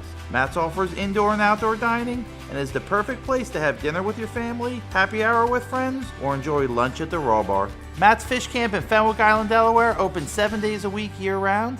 See you soon. Barkley Heating and Air. Barkley's can work on all brands specializing in air conditioners, gas, oil, and heat pumps. Family owned and operated with over 17 years of experience. Licensed, insured, and a multiple-year First Aid Favorites winner. Barkley Heating and Air offers 24-hour emergency service with service plans available. Customer satisfaction guaranteed. Call 302-653-5971 for a free estimate today. John and Ginger Barkley are looking forward to serving the community. Find them on the web at barkleyheatingandair.com. Hi, I'm Scott Kammerer from Soto Concepts. Today we're at Lupo Italian Kitchen in downtown Rehoboth Beach. Come check us out. Located inside the Hotel Rehoboth, Lupo serves coastal Italian cuisine with fresh pasta made in-house daily. Lupo features plenty of unique craft cocktails and an extensive award-winning all-Italian wine list. Popular dishes include lobster bucatini, veal meatballs, grilled swordfish, and eggplant parmesan. Lupo Italian Kitchen on Rehoboth Avenue, serving happy hour daily and dinner 7 days a week. See you soon. Your home, your community. It's not just where you live, it's where you belong. At Dover Federal Credit Union, we understand what it means to be local. We started here, and we're not going anywhere. We're as local as it gets, and we like it that way. We're not just a financial institution. We are the local credit union that you can trust. Local people, local decisions. Dover Federal Credit Union. High Five Hospitality was founded in 2004 when three guys teamed up to introduce the Buffalo Wild Wings franchise concept to Delaware. They now operate 8 Buffalo Wild Wings, 6 locations throughout Delaware, and 2 locations in Maryland. B-Dubs has weekly and game day specials on their delicious food and beverages. Stop in one of their convenient locations today. The Stone Balloon Ale House features a unique blend of crafted food and an array of spirits, all flavored with a dash of nostalgia. Our culinary mantra is comfort food playfully reimagined, and we prepare seasonal favorites that strive to please the palate and resurface a memory. Limestone Barbecue, from our mouth-watering Texas-style brisket, fall-off-the-bone chicken, and St. Louis ribs. Southern-style sides, mac and cheese, baked beans, cornbread, sweet tea, and our homemade pickles. Be prepared as your bread will be your napkin. Yup, we are that kind of barbecue. Expectation. You'll have a tough time choosing between our exclusive dishes to help get you through the day. French toast, French crepes, Belgian waffles, and of course, our famous Eggs Benedict.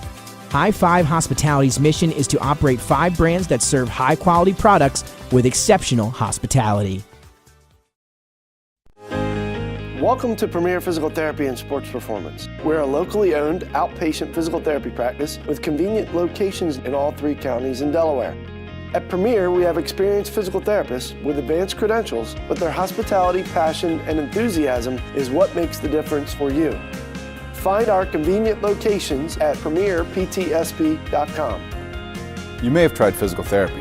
But have you tried Premier?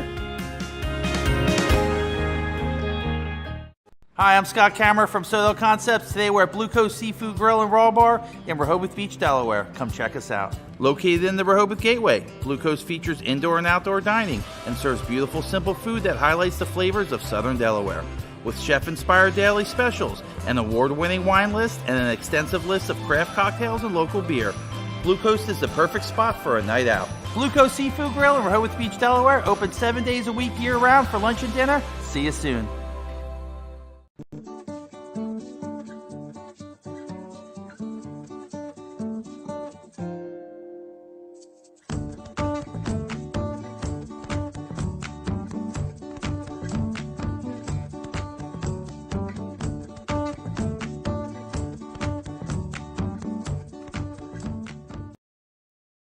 I would always pass by Ferris on Kirkwood Highway, so I knew that they existed. We stopped in the showroom.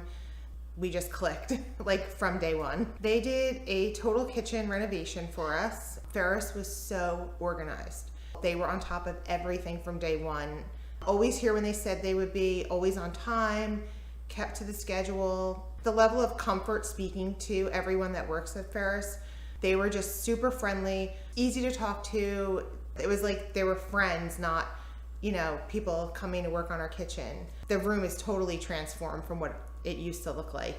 To have all this seating now and the big table, the bench seats, it's great. I love coming home and just walking through the laundry room into the kitchen every day. It was just a great experience. We love Ferris. Hi, I'm Scott Kammerer from Soto Concepts. Today we're at Fish On in the Villages of 5 Points. Come check us out. Fish On is committed to serving beautiful, simple coastal cuisine in a cool atmosphere with a happening bar, spacious dining room, and outside patio. Popular dishes include the seafood stew and fresh oysters from the Raw Bar. Fish On's recently renovated event room and is the perfect spot for your next event. Fish On in Lewis in the Villages of 5 Points, open 7 days a week, best happy hour around. See you soon.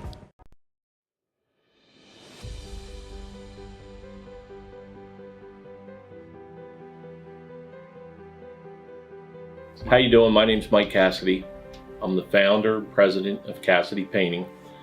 I started back in 1984, incorporated in 1986.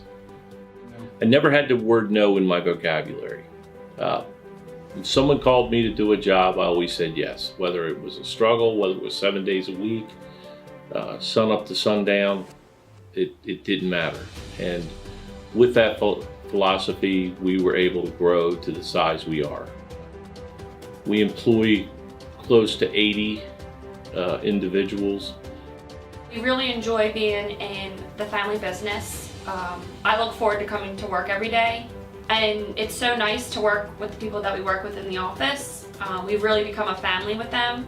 We really create a family experience around here.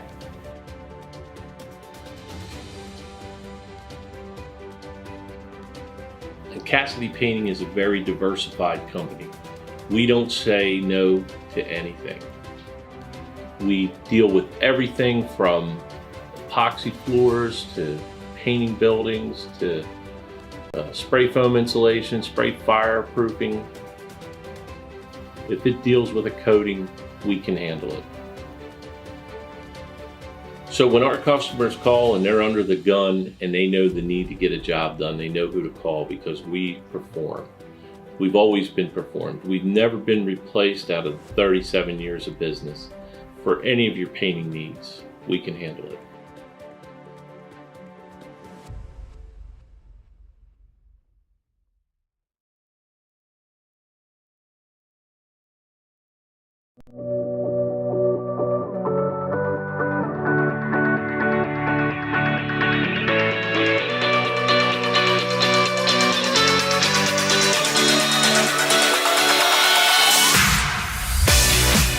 I'm Chef Hari Cameron.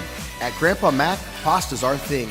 We serve quality food fast that's not fast food. We make everything in-house and serve something for everyone. We're open 7 days a week for lunch and dinner. Follow the noodle to Grandpa Mac. The things that matter most happen right in our own backyard. Our neighbors, our schools, the places we go, and the people we know. And now there's one news outlet where our story is told. Delaware Live. Locally owned, community-based news.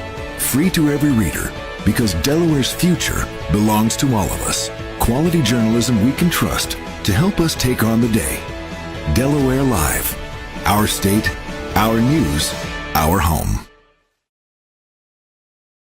Get the assurance that your HVAC system is what you need with Ambience. Ambience provides you with over 25 years of experience in the heating, cooling, and plumbing industry. The team at Ambience Heating and Air Conditioning provides high-quality residential HVAC installations, maintenance, and repairs in new and older homes in the Delaware, Maryland, Pennsylvania tri-state area. You may not realize it, but half of your energy costs go to heating and cooling. Make sure your energy dollars count and call us today for a free estimate. 302-239-HVAC. 302-239-4822.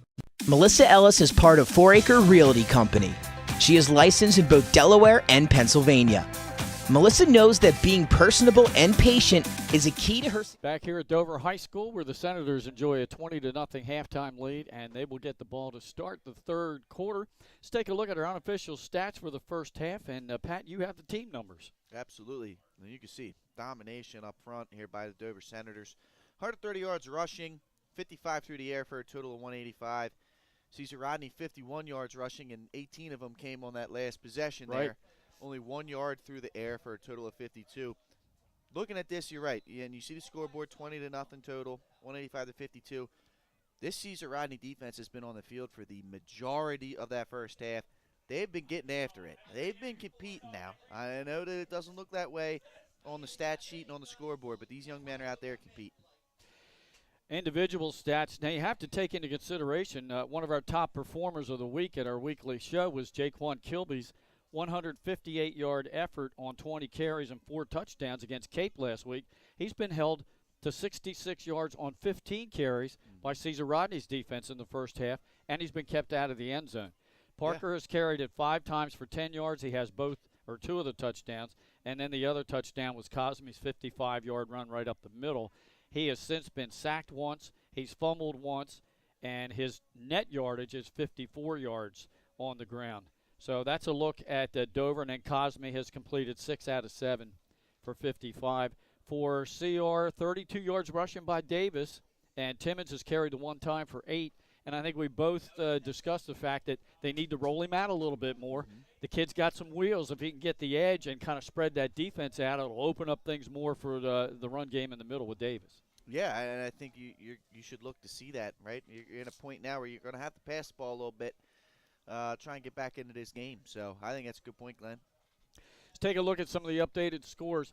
Apo at St. George's, a big battle in Class 3A today up in Middletown, just below the canal. And Apo has a 7-0 lead at the half.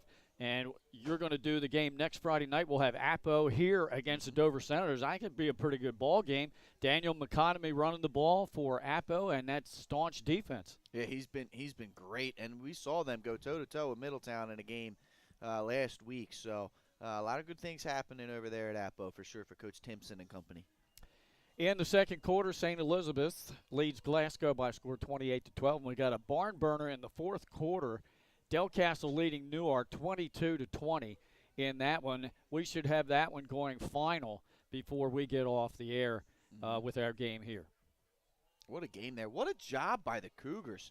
You know, that Coach Galloway and that staff over there trying to turn Del Castle around. And this season, we've seen competitive scores from them. Yeah, they've almost beat St. Mark's. I was going to say, they've lost some close games.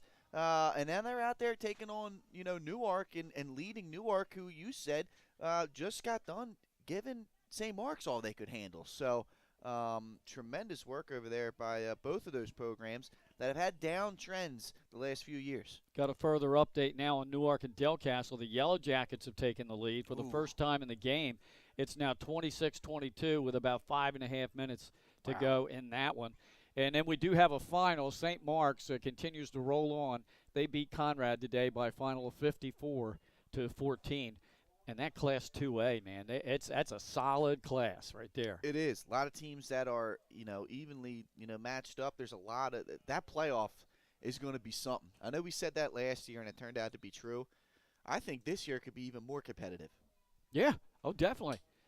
You got St. Mark's, Archmere, Howard, Caravel looks good. We're going to see them in a couple of weeks. Lake Forest doing pretty good downstate. Delmar's now kind of turned it around a little bit. Every year it happens. Yeah. I say it, every year it happens. They get around week 5, week 6, all of a sudden that team takes off. And don't forget about Wilmington Friends. They're playing Archmere today. That should be a great one. Yes, it should. You're exactly right. A lot of good football going on down there. All right, we're about ready to start the second half of action. Riders kicking off to Dover.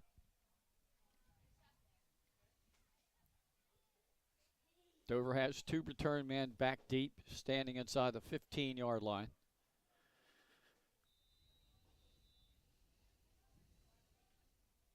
And here's the opening kick. High, end over end. Goes down near side. At the 15-yard line. Oh, right up the middle. Fakes out the kicker, breaks a tackle. Can he go the distance? And no, he's going to be tackled down inside the 15-yard line. Aiden Kane with a touchdown saving tackle on Dover's number 22, Jaheim Cole. What a job by Cole. One cut and go. And he broke right through that defense. And I'll tell you what you said, touchdown saving tackle there by Kane, but what an effort there by Cole. Again, freshman making plays for this group. He got that ball about the 16, maybe the 17-yard line. And it goes all the way down to the 13. What a job. Great field position.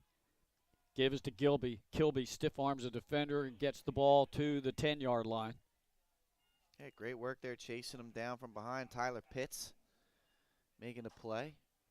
There you go, Dover again. Chance to really continue to extend this lead and start the second half off with great momentum. 70-yard kickoff return by Jaheim Cole. Second down and 7 for the Senators just outside the Rider 10. Rider showing blitz. Cosby bobbled the snap. Now runs for his life, and he's tackled and sacked back at the 16. Yeah, that was just doomed from Jump Street, right? You can't run away from them Riders. They brought the blitz. It was Cameron Taylor as well as Trayvon Smith in there for the sack. Again, the CR defense, despite being outgained, despite being outscored right now, still fighting, making plays. Just underway here in the third quarter. Dover now facing a 3rd down and 13 back at the Riders' 16-yard line. After a 70-yard kickoff return by Jaheim Cole. Parker in motion and now sets as a slot receiver to the top of your screen and now comes back in motion, and now we've got a penalty flag against Dover for procedure. Moving them back even further. Making a field goal attempt even harder if they decided to go that route. Exactly right, Pat. Ball now back out across the Rider 20. 3rd down and 18 coming up. What a stop this would end up being for CR. And what a very important play on special teams by Aiden Kane to run down Jaheim Cole and not allow the touchdown. Absolutely. And that's something that's got to that needs to be presented at the film session as a play of the week, right? That's a difference-making play. Same play. They have Parker in motion.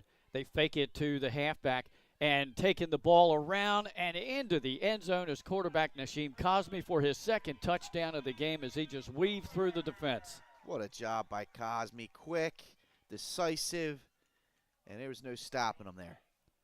Cosme on 3rd and 18, a 21-yard TD run. That's a backbreaker for the Riders, too. I mean, you're just. Oh, we've got a procedure call. Oh, wow. It's coming back. Oh, take the points off the board. Not so fast, my friend. Yeah, now it's going to be 3rd down and 23. Back out at the 26. See if we can see it on this replay here. Right there, I believe 24, potentially 84. Not quite sure. Okay, they had 84 split out wide. Mm-hmm. For Dover, that's Elijah Bowers. What a break there for CR. Yeah.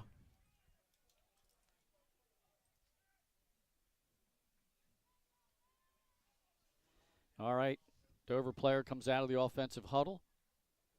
Parker will be the wide out split to the bottom of your screen.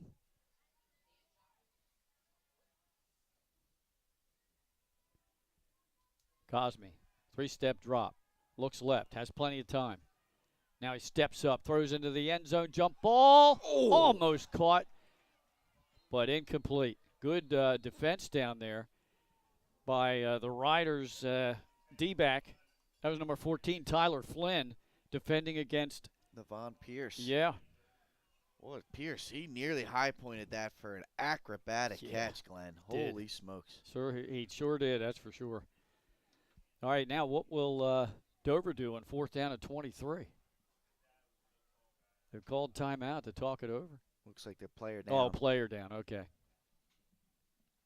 But, yeah, let's see what they can do. They're obviously out of field goal range.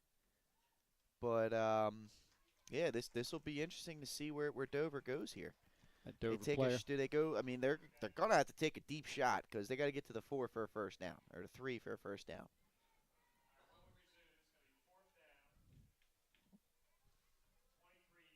That was 99 Harrell that just slightly limped off the field. See if they take a shot with John Parker here, a difference-making receiver. He's going to be to the near side. Yep. Inside of him, it looks like Jaheim Cole in the slot. Trips to the bottom. Cosme, 2-step drop, looks down the far sideline, throws it for a jump ball, and just too far for everybody. Incomplete. Riders take over on down, so good job by them to avert a scoring opportunity there. Yeah, another stop for the CR defense. They've been up to the challenge for the most part here today, Glenn. I mean, I've been impressed with this group. They've been out on the field a lot, like we talked about. The energy level's still there. They haven't gotten worn down. It's just a matter of can this offense get some – can they put a drive together? Yeah. That's really what it's going to come down to. Can they put a drive or two together to try and create some kind of, competition here? Make this game tight. We saw a couple of good runs by Davis right at the end of the first half, 9 yards and 8 yards. And let's see if they can build on that. Timmons hands it off, left side, breaking a couple tackles, getting about 4 yards up to the 30. That was, yet again, it looked like that was Satchel on the carry. Yeah. He's been good today, Glenn. I know you've highlighted him already in this game, but another 4-yard gain for that young man. He's been net positive when carrying the football. First 2 carries, he had 7 yards and 3 yards, and since then the Dover defense kind of throttled him a little bit. Now they bring Davis in motion, and they run it back the other way with misdirection. And that's number 26 running the ball, Elijah Odom. Yeah. And he got a first down. Good job by Odom. He tried to cut that out, but thankfully he decided better and decided to cut that up the middle and pick up the first down. That was a good job there by Payne. He flew upfield on that play for the Dover defense and forced that one back in the middle, but Caesar Rodney picks up the first. Just their second first down of the game. Handoff right up the middle again. I think that was Satchel. We'll wait and see after they were umpile. It was 3-yard gain. Out to the 40-yard line. So 3 plays on the ground for the Riders to start the third quarter for a net of 14 yards. Trying to figure some things out, this Riders offense, and this is, there you go. Look, you got a first down, your first down of the game right before the half. Now you come out here in the second half, you get a huge stop, and now you pick up a first down on offense. Keep trying to build off that momentum. Odom in motion, tried to get the edge, and he might have gotten a yard to the 41, and that's it. Good pursuit by Dover's defense. Yeah, Dover's flying around on those speed sweeps, and there was not a whole lot of room to run. We're down almost to 7.5 minutes to go in this third quarter. And again, Mother Nature has cooperated today, Pat. It's just been overcast, been a little windy, had a little wind on a cross breeze. But other than that, I mean, hardly any rain at all today. Yeah, it's been good. I mean, other than Cosme fumbling the football down there inside the goal line, it doesn't look like the weather has affected these guys at all. I agree with you. We had a penalty there. I believe it was a hold against the Riders. So now they're backed up inside their own 30-yard line at the 26. Yeah, it's going to be tough, man. I mean, you don't want to get too far back behind the sticks. You've struggled to move the ball already. Yeah. Second down at 17. And misdirection play goes to Davis, and he'll get back close to the 30. Third down and long. Not a whole lot of plays in the playbook for this. No. 3rd and 19. Well, you could do that counter crisscross, but Dover's been on that today. You were cringing every time Central ran that last night. It just wasn't there. I mean, it just wasn't there. And, the teams like Smyrna, like Middletown, like Dover, these guys are so disciplined. Yeah. And that's exactly what you have to be with a wing tee. Absolutely. I think they're taking a shot. I mean, you got to take a shot down the field here. Timmons drops straight back, throws it far sideline. Almost made in reception out there, number 12, Justin Hardy. Good defense, though, by Dover's Abrams. Yeah, great job there by Abrams. I'll tell you what, that ball is not that far off. I mean, that's just great coverage out there. Yeah. That throw most of the times is a completion.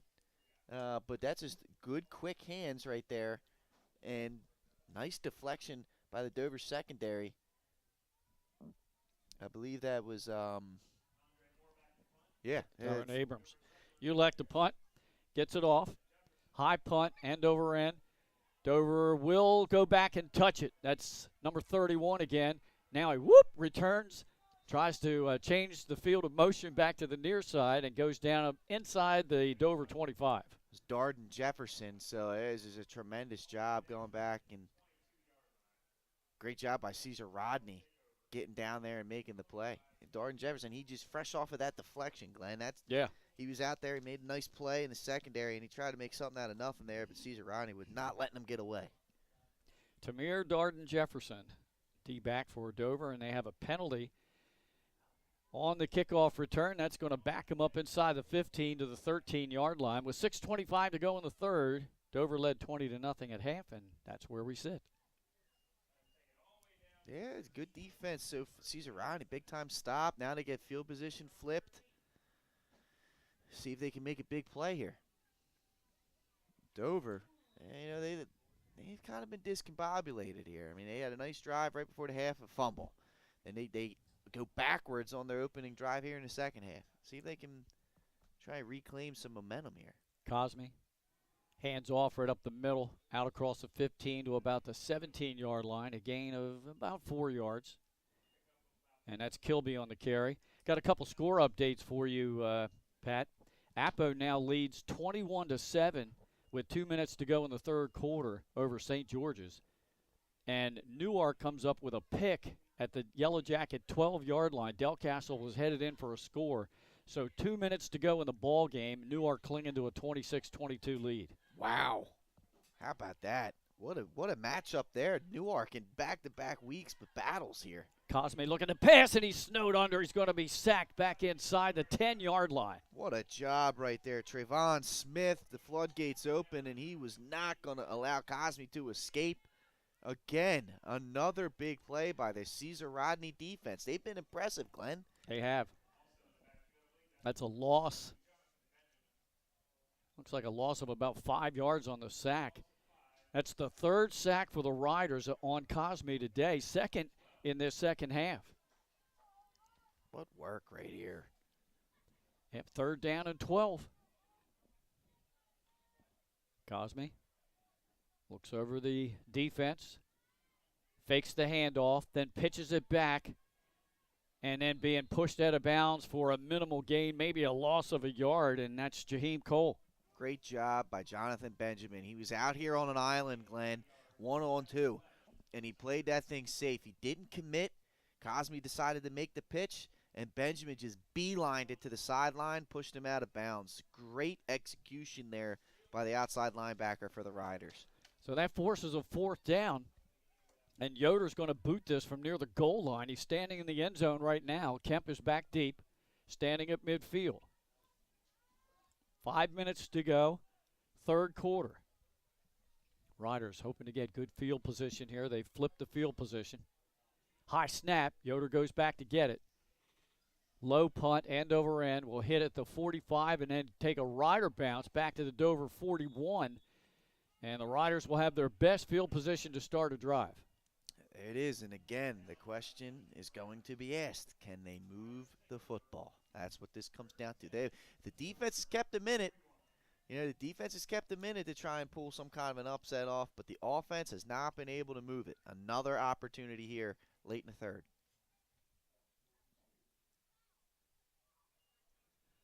Riders in the huddle, trying to come up with that big play. Howard leading 8-0 with 5:58 to go in the third quarter. Only an 8-0 lead. How about that? On Mount Pleasant. Yeah, Mount. How about that? Athlete on athletes right there. Man in motion. Timmons back to pass. Looks far side. Now he scrambles near side. He throws it downfield. He's got a man down there. Hard and almost made a diving catch at the 2. I thought he had it, Glenn. Wow. I didn't think the ball was going to get there. And it just kept going. Diving effort. That was the play they needed. Oh, boy. Justin Hardy, the sophomore, had the D-back beat, and he just missed on that one. That would have been an impressive catch, man. That would have been a top play, no doubt about it. 2nd down and 10. Ball at the Dover 42-yard line. Glenn Fraser alongside Pat Garriantes. Hope you're enjoying the game. Nick Halliday upstairs on the camera. Play action, pass again, near flat, catch is made, and tackled down near the Dover 35-yard line on the reception. Jaden Wright, the senior. Tell you what, I think Caesar Rodney may have found something here with this passing game. I mean, they've definitely pass protected better than they've run blocked. And I tell you what, this young man at quarterback for them, Timmons, he can make some plays now. I mean, he's keeping plays alive. He's got a good arm. Yep. He's made some solid throws.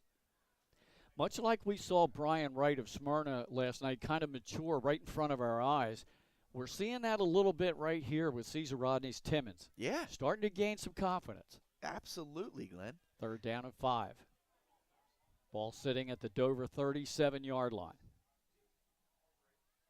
Ryder repositioning offensive receivers. Timmons, play action, throws a screen, far side, but led his receiver too far, and a Dover defender was charging up there to make the play. That was Ja'Kai Tillman. And no time came off the clock there. Oh, okay. On the field, interesting. But, yeah, a little bit. That one looked like it's kind of slipped out of his hands. And, yeah, that was a business decision there because they were – yeah.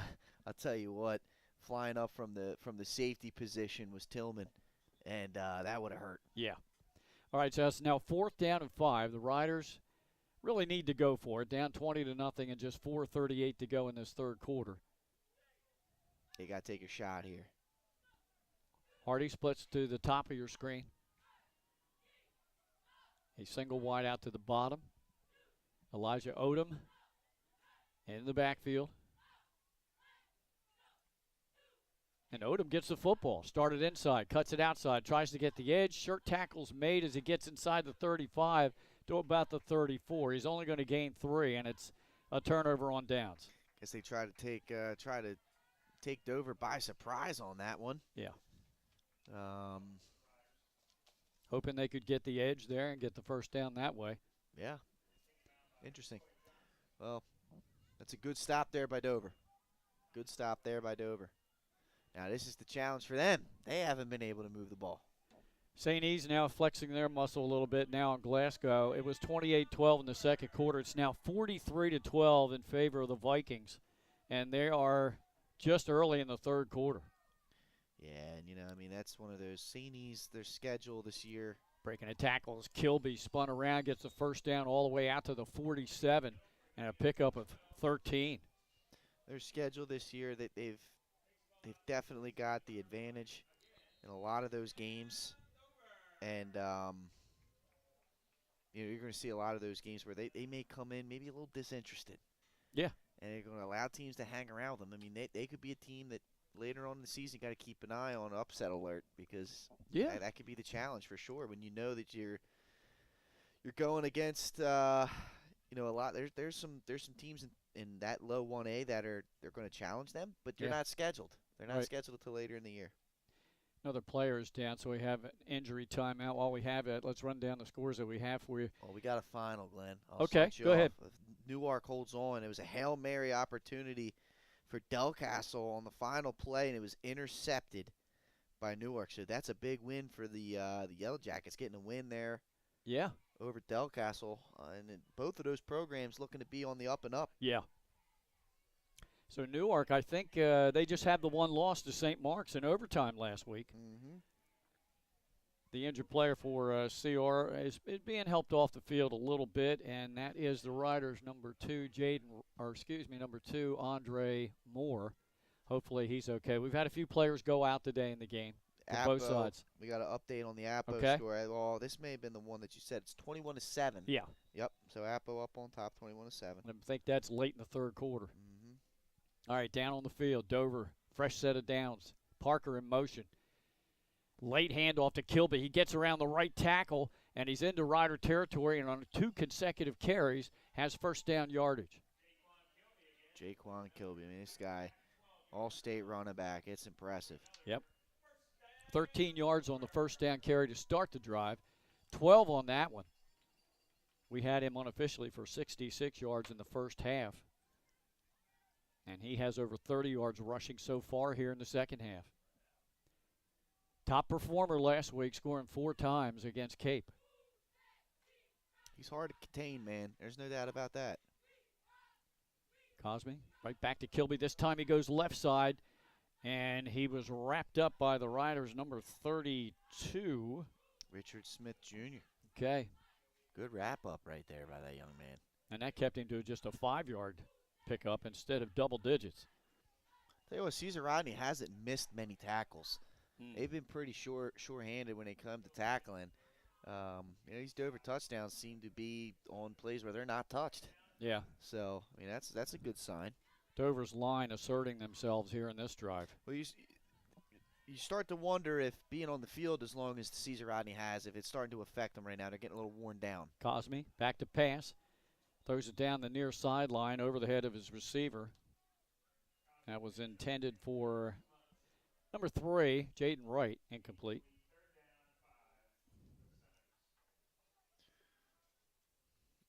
Great job right there. I'm sorry, that wasn't Jaden Wright. It was Cameron Jones. Yeah, great job. A little too far on the throw by Cosme, but I like the shot. So 3rd down and 5, tight formation. Parker takes a direct snap. Runs inside of a block, falls forward. I think he's going to be about a yard shy. It looks to be based off of the spot. That's the case there, Glenn. I like the idea. Try and get the ball into your playmaker's hands. They haven't been able to really connect with them through the air. Only 1 or 2 catches. So let him take a couple direct snaps and see if he can make something happen. This is eerily similar to the earthquake formation of Smyrna. Kilby takes a direct snap. He goes straight ahead. He has the first down inside Rider territory at the 28. Imitation's the highest form of flattery, Isn't Glenn. it? That's exactly what that was. That was the Smyrna earthquake formation. Stops the clock. Now the clock's running again. Under 2.5 to go in the third. No scoring here in this third quarter. No. Both teams have put together drives. I mean, it's, Dover had a really good opening kickoff, was stopped. Caesar Rodney marched down the field, was stopped. I mean, it's been cruising right along here in the third.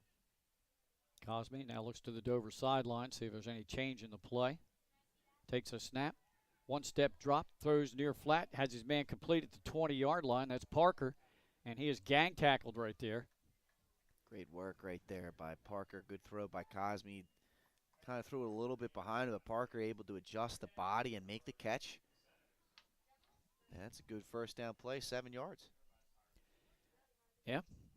Brings up second down and 3. Ball just outside the Caesar Rodney 20-yard line. Parker now split in the slot to the top of your screen.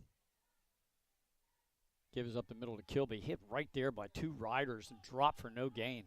Number 6 and number 22. That's Jonathan Benjamin and Kevin Takazala. Yeah, Takazala been all over the field, Glenn. He's been all over the field today. Somebody got blocked, that young man.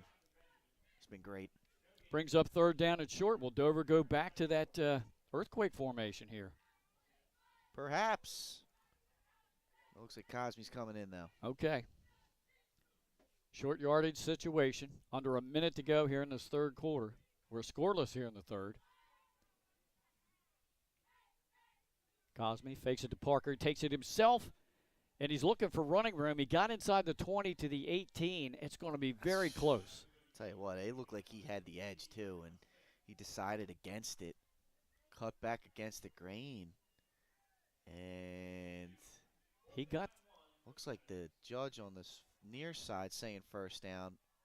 And the one on the far side is saying fourth down and less than a yard. Will we have another measurement? Yeah, I think we might. Our referee, Benjamin Parker, the white hat, he's now going to give him the first. He's going to give him the first, yep. So a fresh set of downs for Dover. 40 seconds to go here in the third. And the chains haven't moved. No, they haven't. He said first down. What is going on? Now the side judge on the far side is now finally trying to get the chain gang moving. Shoo. All right, there we go. All right, first down. Clock is moving. Chains aren't set.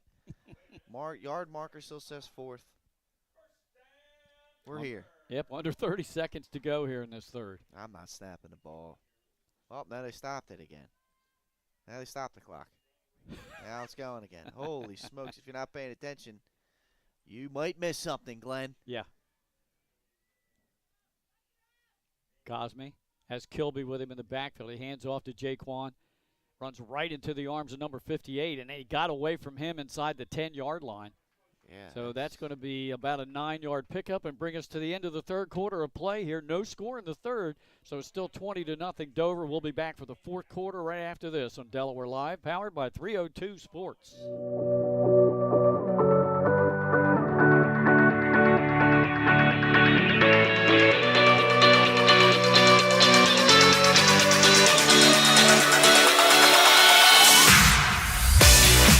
I'm Chef Hari Cameron. At Grandpa Mac, pasta's our thing. We serve quality food fast that's not fast food. We make everything in-house and serve something for everyone. We're open 7 days a week for lunch and dinner. Follow the noodle to Grandpa Mac. The things that matter most happen right in our own backyard. Our neighbors, our schools, the places we go, and the people we know. And now there's one news outlet where our story is told. Delaware Live. Locally owned, community-based news. Free to every reader, because Delaware's future belongs to all of us. Quality journalism we can trust to help us take on the day. Delaware Live. Our state, our news, our home. Get the assurance that your HVAC system is what you need with Ambience. Ambience provides you with over 25 years of experience in the heating, cooling, and plumbing industry. The team at Ambience Heating and Air Conditioning provides high-quality residential HVAC installations, maintenance, and repairs in new and older homes in the Delaware, Maryland, Pennsylvania tri-state area. You may not realize it, but half of your energy costs go to heating and cooling. Make sure your energy dollars count and call us today for a free estimate. 302-239-HVAC. 302-239-4822. Melissa Ellis is part of All right, we're ready to go with the fourth quarter. Got a couple final scores now for you. St. Mark's beats Conrad 54-14. St. Eves beat Glasgow 43-12. And Newark held on to beat Del Castle 26-22. There's a run by Parker. Carries people into the end zone, and that is his third touchdown of the afternoon. What an effort there by John Parker. Just lowered the shoulder and drove through the CR defense for a big-time score. No penalties on the field. First score of the second half, and it comes on the first play of the fourth quarter. Also have another update. Howard scores again. 8:46 in the fourth, up 14-0. Okay. But I tell you, the Mount is hanging tough. The Mount is hanging tough, sir. Hanging tough. Hanging tough. You a fan of the who is that? Who sings that? I don't know. Yoder's kick on the way. Plenty of leg, and it is good. Timeout on the field. 11:53 to go in the ball game. Dover now up 26-0 over Caesar Rodney. We'll be back after this on Delaware Live, powered by 302 Sports.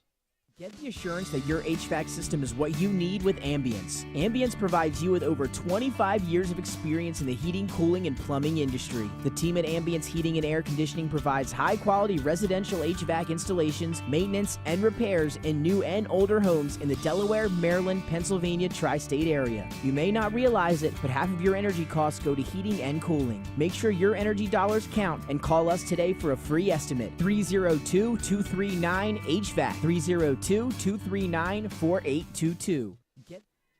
Back here at Dover High, ready to kick off to the Riders, up 27-0 now. In the Battle of the Civil War, Riders just, again, the offensive woes continue for them. They do. Defense has played well today. The defense has. I mean, considering the challenge that they've had to face here. Right. And I did finally remember, all right? I said the right stuff. New kids on the block, Glenn. New kids on the block. Riders pick up the ball shy of the 15. That's Odom, and he gets the far sideline. Looks like up across the 30. Depends on whether they say he stepped out. Maybe the 31-yard line. Hey, Glenn, we'll take a look at this touchdown run there by John Parker out of the earthquake. I mean, you can see it right here. All these guys up front. Great push. He goes through there, breaks a couple of tackles, and just runs through guys to fight his way into the end zone. He's not a big guy, John Parker, but clearly has dedicated himself to the weight room and has gotten stronger. Powerful legs. Mm-hmm. He just kept moving. And somebody had a hold of his jersey from behind and was trying to keep him from getting in there, but he made it anyhow. 3 touchdowns tonight for John Parker, the sophomore.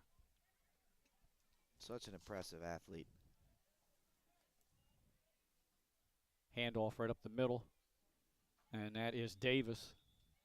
He'll get a couple.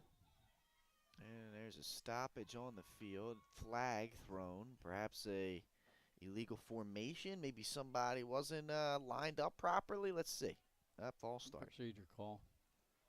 It's tough.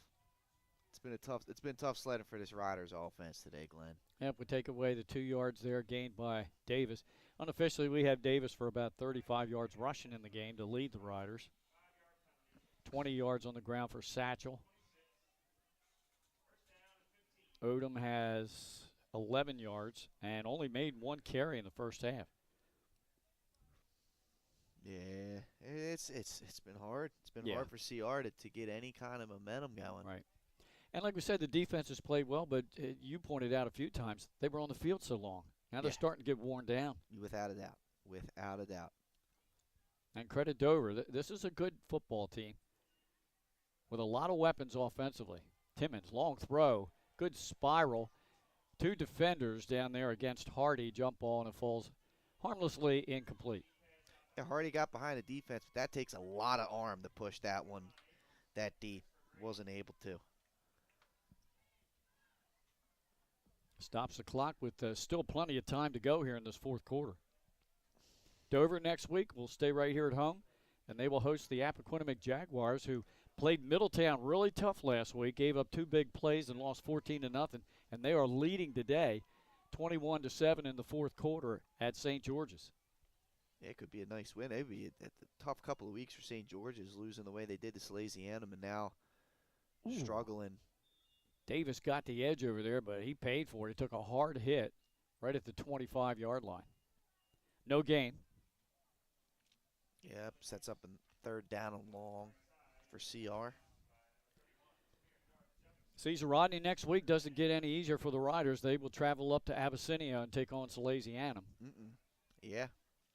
And with that, I can remember back in 2008, what a classic battle between those two. I know that I'm dating myself a little bit, and you're like, that's a random year, right? Well, not really. That was when Deron Harmon was playing back down at Caesar Rodney, and was both sides of the ball was just an absolute beast. They won the state title that year, the Riders did. That's the last state championship for them under the late Mike Schoenwolf.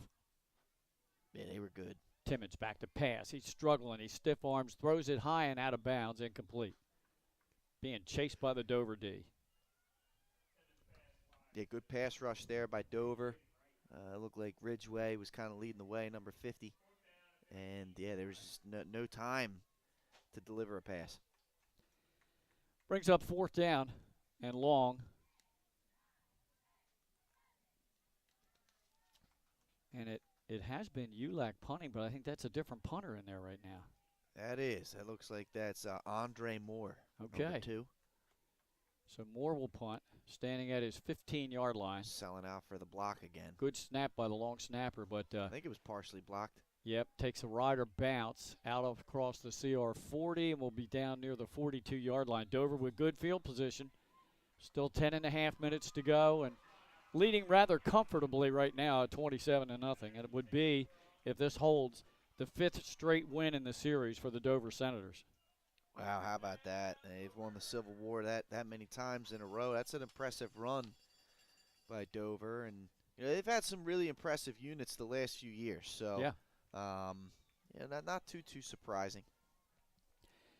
Yeah, before this current streak by Dover, they only led the series 33-30 with 4 ties. But now it's 37-30-4 and looking like it's going to be 38. Parker in motion. Give up the middle to Kilby, and he is wrapped up right at the line of scrimmage. Looked like number 32 on his stop there. Yeah, Cam Taylor, Richard Smith again, coming through and making a play. So he wrapped him up and kind of threw him forward for 1 yard. Kilby headed towards another 100-plus yard afternoon rushing. And he's earned it. He's earned every yard of it. Caesar Rodney has been just all over the place defensively. And I know that sounds weird if you're just tuning in with the score being 27-0, but believe us when we say this. Yeah, I think those that are in the know and watching our live stream have noticed that. Oh, dangerous throw. Yeah, led Parker a little bit too far, incomplete. Nearly intercepted. So one thing I've noticed here today, and again, there's a lot of wind, but caused me a little bit off with the passing game today. Yes, definitely. And that's a difference that he can create. He can beat you with his arm. He can beat you with his legs. Now, he was 6 for 7 in the first half, but he's only 1 for 6 here in the second half. But Dover's been able to run the ball effectively enough to get that 4-score lead. Parker in motion. They give it to Kilby. There's a big run for Kilby. Breaks a tackle, breaks another one, and Jaquan Kilby is headed to pay dirt.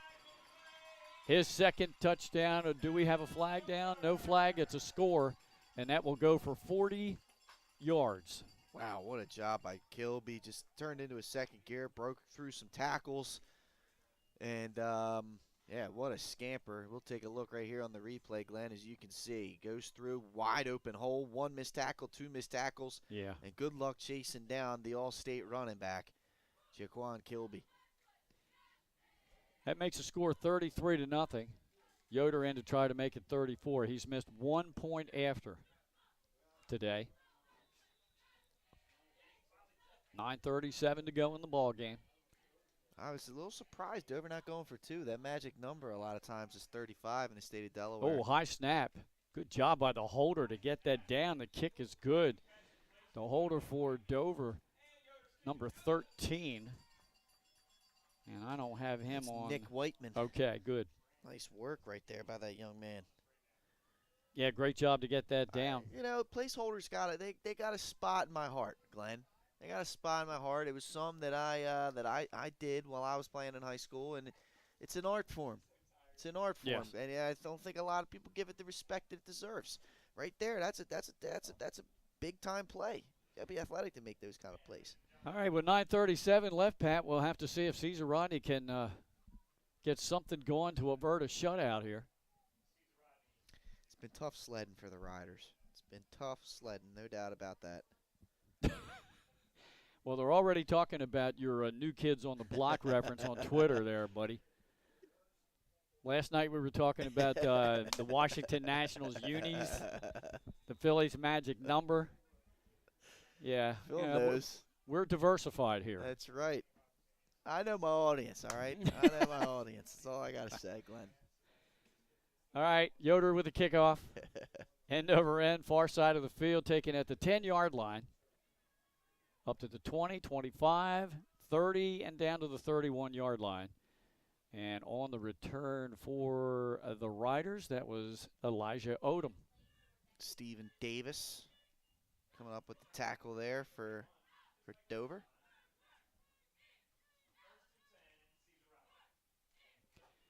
All right, Riders get that offense back out there, trying to get something going, some consistency. It's been hard for them, man. They have not been able to get things going.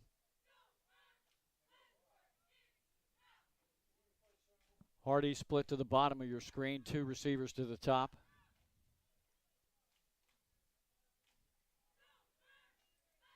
Timmons throws far side, and just a little bit too much zip on that. The receiver couldn't go up and get it, incomplete. That's it. But I do think that this is where Caesar Rodney can kind of formulate their offense a little bit. I like what I've seen from Julius Timmons. He's been a little bit off. He's a sophomore. You can tailor this offense around him, though. I think you can really work on, hey, look, you don't need to throw as much zip on this route. Maybe you can work with him on this. I think this could be something to keep an eye on for Caesar Rodney in the future. Scoring update for you. The Apo Jags were held on downs at the St. George's 11-yard line. So the Hawks take over, 6 minutes to play. Apo still leading 21-7 in that 3A matchup. I also think I saw. Hand up the middle. Satchel had some running room, and he got hit hard, but he kept going. And it's taken about 4 or 5 Dover defenders to bring him down. I'll tell you what a job, because coming up for the kill shot was Ja'Kai Tillman. He came up like a missile and laid some lumber on the running back, but he kept the feet churning, and Satchel bounced right off of that and turned into a nice run right there. He got almost 5 yards. It's third down. And that was a grown man's run by Satchel, Glenn.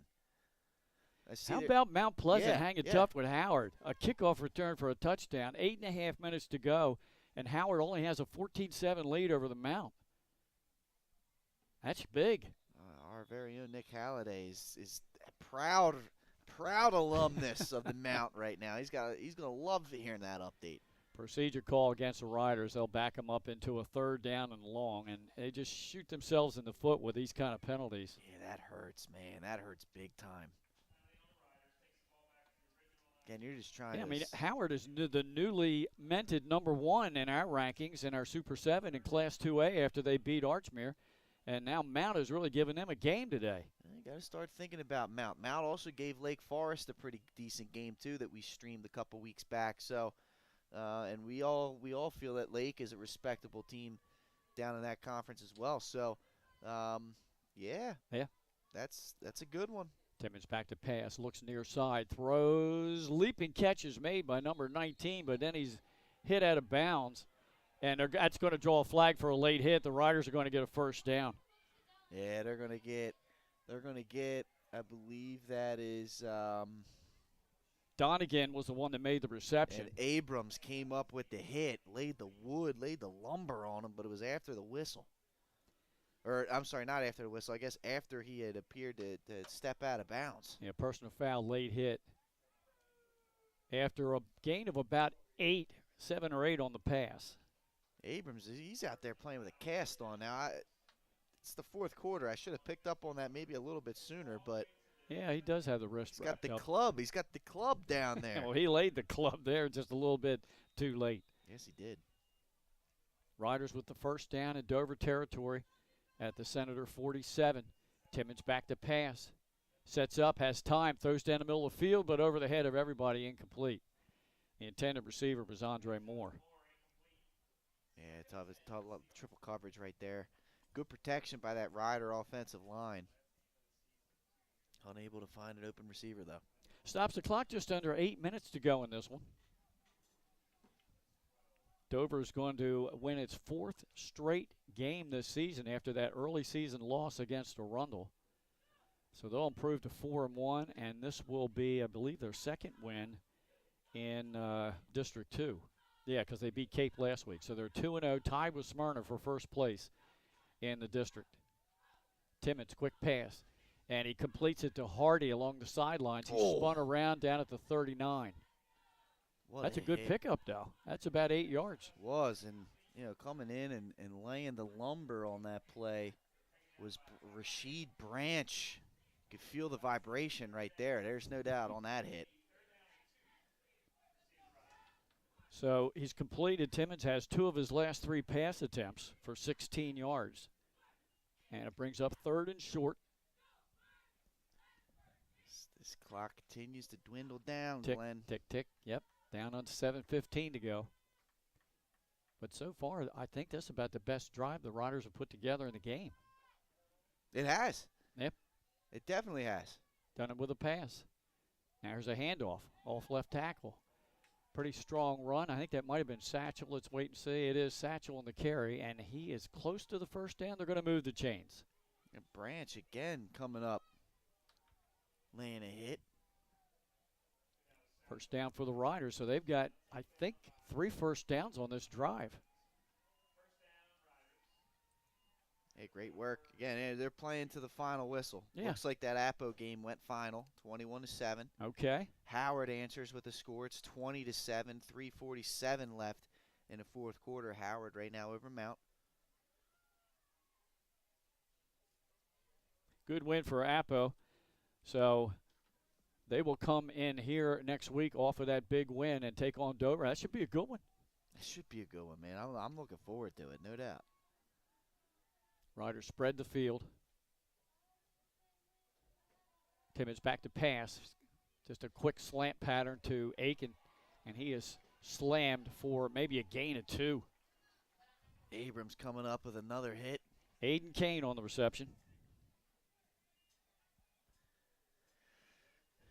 Dover defense coming up, laying the lumber, man. Yep. Hitting hard. Short game, but Timmons has completed 3 of his last 4 now.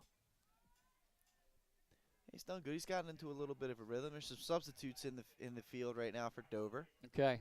So you are trying to avert a shutout. 2 wideouts to the top of your screen, 2 to the bottom.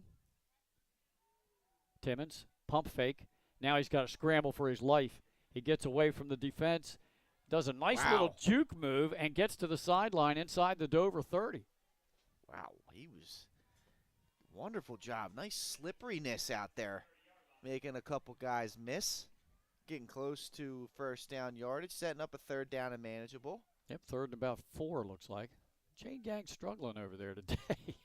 Yeah, they are not. They have not been the most funky of bunches over there. Funky bunch. Yeah. Another great 90s yep, hip-hop there you reference. go. I'm sure we'll hear about that on Twitter. 3rd down and 3 from the Senator 30-yard line. Timmons surveys the defense. Brings a man in motion. That's Kemp. Give is right up the middle. An ankle attempt. Tackle made and just shy of the first down as they unpile. It's going to be 4th and a yard. Yeah, and that was Satchel. Here you got a good opportunity here to get a first down. Yep, 4th down and 1. What do you think? Roll out Timmons, let him get it? I'm a big fan of Timmons so far. I think that I honestly do think that young man's got some moxie. Yeah, put the ball in his hands, let him make a play here, Glenn. There's going to be a timeout. They're going to talk it over. Yeah, let's step it outside and take it with him, Pat. Dover up 34-0 with 5 minutes to go. Back after this.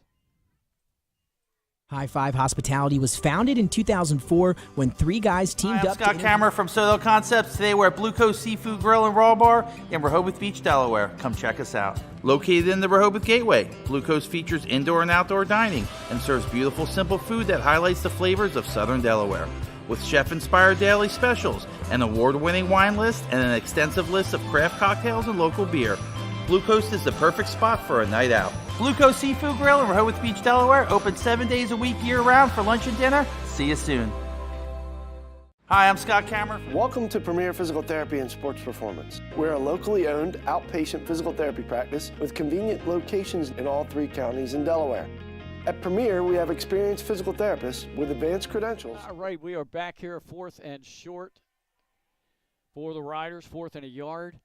Handoff right up the middle. Second effort gets the first down at the 25-yard line. See, these guys are excited too. I mean, it's good to see. That's Satchel on the carry. And Takazala put the hands up. He's like, yes. Yeah, he got out in the offensive alignment that time. Yeah, he did a good job lead blocking there. Clock running under 4:45 to go. The only thing in doubt now is whether Dover will pitch a shutout or not. Yeah, see what the Riders can do here. Moving the ball. 2 wideouts to the top and bottom of your screen. Kemp goes in motion. Handoff is up the middle. Maybe a yard or 2 for Satchel. He's swallowed up there in the middle by Harris. It's great work by the big fella right there. Yep. And yeah, he's just, Jamar Harris, he's a big guy, man. And, that's one thing Dover's got. They got some big nose guards. Yeah. All 4 of those guys that have come in here, all 3 of those guys that have come in there today, they're definitely plugging the A-gaps. And that's a good advantage for Coach Knapp to have. Those 3 guys, he can rotate them in and out, keep them fresh. Mm-hmm. 2nd down and 9, just inside the Dover 25-yard line.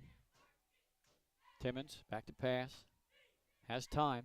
Now he scrambles to the far side, and he's going to run with it at the 20 and slides down about 2 yards shy of the first. Hey, good decision there. Hey, don't take the hit. Get down, protect your body. He did his work. There was man-to-man coverage there, so nobody was spying him when he rolled out, and that's exactly the right read. Yeah. So he picked up about 8 yards down to the Dover 17. It'll be 3rd and 2. Clock running with 3:15 to go.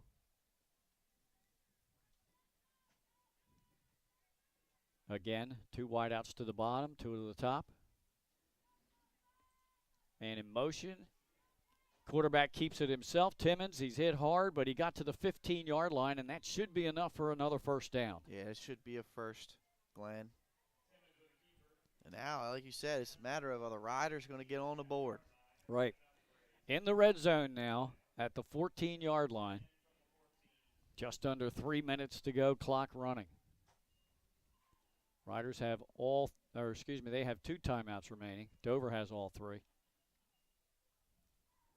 Jaden Wright split to the top of your screen. Trips to the bottom.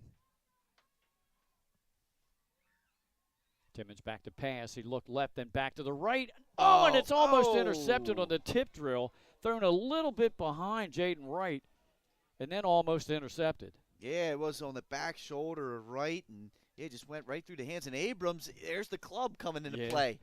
Fell right in the breadbasket, but he couldn't quite grip the ball up. That falls incomplete. We'll stop the clock with 2.5 minutes to go. Once again, a program note, next Friday night, the Central Crew will be right back here at Dover High. Dover take on the Appoquinimink Jags, who got a victory today. On the road at St. George's, 21-7. Dover looking to advance here to 2-0 and District 2 of 3A and win their 4th consecutive game of the year. Timmons back to pass. Steps up in the pocket. Hit as he throws, corner of the end zone, and it's caught out there, but unfortunately he was out of bounds when he made the catch. And that was once again number 19, Donegan. Donegan was open in that back of the end zone. He just couldn't quite keep the foot in bounds. The throw kind of let him out of bounds, but that was a great opportunity for the Riders to get on the board.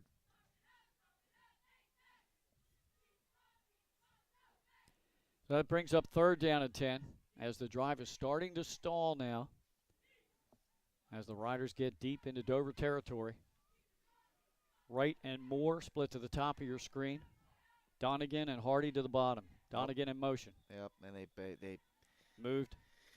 Yeah, you saw it out there. That was Andre Moore kind of flinched. That makes it even harder for the Riders. Now it's going to be 3rd and 15. So once again, Cesar Rodney on the road next Friday night. They'll be up at Abysinio and take on Salesianum. The Sal's won last night 21-0 over Hodson. Nice win for the Sal's there. They got a shutout. Donegan in motion. Timmons looks across the middle of the field, and it's over the head of everybody. A Dover defender was the closest and falls incomplete. It'll be 4th down. And the Senators next week, right back here again. It'll be homecoming as they take on Appo, and that'll be the Central Crew game of the week. Can't wait to take that one in, Glenn. A little Senator homecoming action. Get that marching band back out here. That's right. That's Get a the good group. Marching band out here. Exact. Timeout Cesar Rodney here. Yeah, we'll keep it right here. But yeah, that should be a good one, man. We'll get an idea of where Appo stands right now. Honestly, they've an impressive performance against Middletown, a nice win against St. George's here. That may get them into the Super 7 this week. We'll have to see. But yeah, then they get another test coming in here to Dover on the road on homecoming night. All-state quarterback Chris Albero had an outstanding year last year as they won the state title. He has now thrown, I think, 4 interceptions in the last 2 games, and he just threw a pick 6 to start the game. And so Wilmington Friends has a 7-0 early lead on Archmere. How about that? Wow. Yeah, Albero is impressive, man. I mean, he's extremely impressive. But that Wilmington Friends team, they're good every year, man. And they're just like Delmar. I look at them the same way as I look at a Delmar program. Every year, they find a way to just be a solid, good football team. Yeah. And they got a difference maker in Tattersall. They do. That yes. young man. Yeah. That young man's a special player now. That's a couple of the best, 2 of the best quarterbacks in Class 2A. Yeah. Meeting up today. Yeah. All right, here's the 4th down play for the Riders with 2:19 to go, trying to avert a shutout. Satchel in the backfield with quarterback Timmons in motion. Was Donegan. There's the throw. It's a jump ball, but it's going to be out of bounds. Abrams finally picks one, but he's out of bounds. So Dover will take over on downs with 2:12 to go, and essentially, unless the Riders want to use the timeouts, can run out the clock. Abrams is pumped, man. He is excited. All right, let's get a couple of finals updated for you. St. Mark's wins today over Conrad, 54-14. Appo defeats St. George's Tech, 21-7. St. E's with a 43-12 win at Glasgow. Mount Pleasant trailing Howard 20-7, deep in the ball game there. And the other final we had was Newark coming from behind to beat Del Castle 26-22. And then we just gave you the update. Wilmington Friends with a pick 6 early in the ball game there with a 7-0 lead over Archmere. Give right up the middle. We've got a new quarterback in the game now for Dover. That's Whiteman. It's that placeholder. Yep. Nick Whiteman. He's the nationwide rep, the good hands guy. That's right, man. Or Allstate. I'm sorry, Allstate. Nationwide is on your side. Allstate's a good hands people. Sorry, insurance companies. Like a good neighbor. Yeah. At least you're not Progressive, who probably has the worst commercials on TV. Them and Liberty Mutual and that stupid emu. Oh, you don't like the new emu? No, those are stupid. And Doug? Yeah, he's worse. And Doug. Yeah, Doug. Handoff. Across the 15, moving the pile out close to the 19-yard line. And that was number 11. Devon Pierce, yeah. Yep, Devon Pierce. We're getting some second-level players in now for Dover, getting some valuable experience, playing time. Clock running. Riders they stopped it once. They're not going to stop it now, though. We're down to about a minute to play. Yeah, Dover now with the new quarterback, couple new running backs in there, wide outs. Whiteman hands it off. Good gain on the outside. Oh, ball popped out, Ball Glenn. pops out, and the Riders came up with it looked like maybe number 37. Waiting to see that number. Second time the ball just popped out of a Dover receiver, and both guys have long sleeves on. Kason Bay, a sophomore, comes up with the fumble recovery, so the Riders will get one more opportunity. Clock running with 40 seconds to go. Yeah, I don't think the clock was supposed to be running there. Stop now with 38 to go, and I think the Riders are using. Have they used their final timeout? I think they should have one left. They should have one left. All right. Well, they're gathering on just off the sideline across the field. To talk this one over. Well, hey, Dover, you know, they face a team. Caesar Rodney, you can't say Caesar Rodney didn't give him a punch here. Yeah. Caesar Rodney gave them a challenge, forced them to move the football against them. And this is a nice victory for Dover. Yep. In a big-time rivalry. Mm-hmm. Timmons back to pass. Pressure now comes off the edge. Scrambles the far side. He's going to be sacked at the 37-yard line. They just can't escape that rush. I believe that was Jamar Harris coming up with the sack. There's their final timeout by Caesar Rodney. They want points on the board. Yeah. That's, I believe, the first sack of the day for Dover. Hard to believe, but yeah, I mean, you know, they've done a good job. This young man, Timmons, has done a good job of getting rid of the football, getting it out of his hands, getting away from trouble. On the other hand, Caesar Rodney has sacked Cosme 3 times today.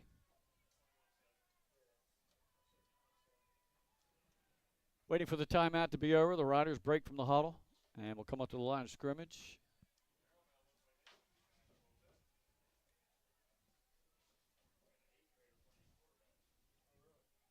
Timmons surveys the defense as Dover gets set. No timeouts left, 24 seconds to go. Timmons back to pass. Pressure's coming right up the middle again. He steps up in the pocket, throws down to the end zone. He has a man back there, but it's batted away at the last second. It's Abrams. He's making plays out Yeah. Yeah, he caught up to that one because number 3 for Caesar Rodney was in the back of the end zone, Jaden Wright, and he was open. That game went final at Abyssinia. Howard wins 20-7 over Mount Pleasant. All right, that's a good showing by the Mount. Mm-hmm. Against the number 1 ranked team in 2A right now. Subject to change. I don't know. I think I'm going to have to move Wilmington Friends up in my rankings. If that score holds,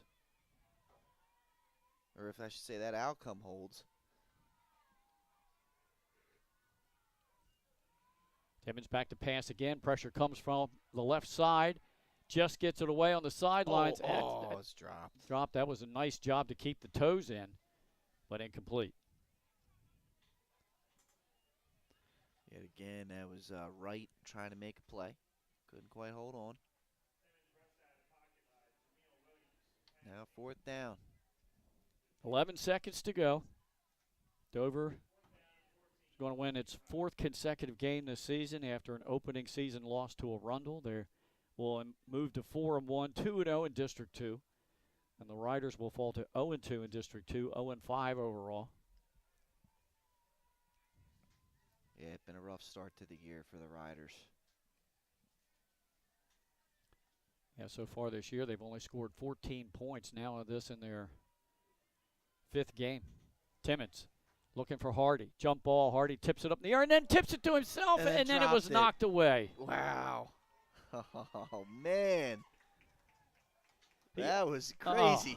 Yeah, he almost tipped it to himself for the reception at the goal line, and then it got knocked away at the last second. Now he's banged up a little bit. Looked like he got the wind knocked out of him. 3.4 to go. And that should have been a 4th down play. It should be 1st down. No. Yeah, it should be over on downs, 1st down to Dover. I don't know. Yeah. This chain gang has me all confused today. The chain gang's all messed up, Glenn. The chain gang they're wrapping the chains up is what they're doing. Yeah. Because they're anticipating the knee. Yeah. Well, Hardy is down now in the end zone. He took a shot maybe in the midsection, so hopefully he just lost his wind. Yeah, the ribs are hurting for sure there on that hit.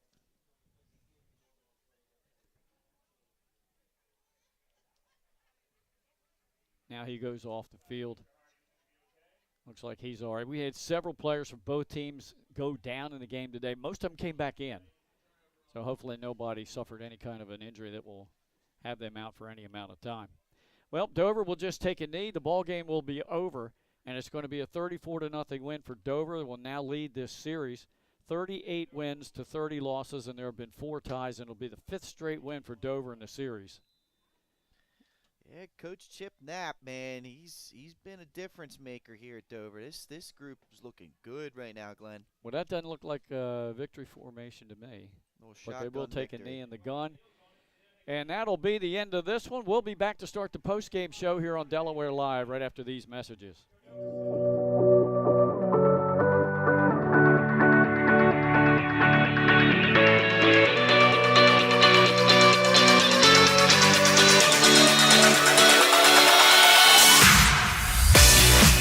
I'm Chef Harry Cameron. At Grandpa Mac, pasta's our thing. We serve quality food fast that's not fast food. We make everything in-house and serve something for everyone. We're open 7 days a week for lunch and dinner. Follow the noodle to Grandpa Mac. The things that matter most happen right in our own backyard. Our neighbors, our schools, the places we go, and the people we know. And now there's one news outlet where our story is told. Delaware Live. Locally owned community-based news. Free to every reader, because Delaware's future belongs to all of us. Quality journalism we can trust to help us take on the day. Delaware Live. Our state, our news, our home. Get the assurance that your HVAC system is what you need with Ambience. Ambience provides you with over 25 years of experience in the heating, cooling, and plumbing industry. The team at Ambience Heating and Air Conditioning provides high-quality residential HVAC installations, maintenance, and repairs in new and older homes in the Delaware, Maryland, Pennsylvania tri-state area. You may not realize it, but half of your energy costs go to heating and cooling. Make sure your energy dollars count and call us today for a free estimate. 302-239-HVAC. 302-239-4822. Melissa Ellis is part of 4 Acre Realty Company. She is licensed in both Delaware and Pennsylvania. Melissa knows that being personable and patient is a key to her success as a realtor. Helping both buyers and sellers understand current market values and conditions puts them in the best position when making an offer or pricing a home for sale. That kind of high-level professional communication and her skill at being a team player put Melissa's clients at ease, knowing she has their best interests at heart.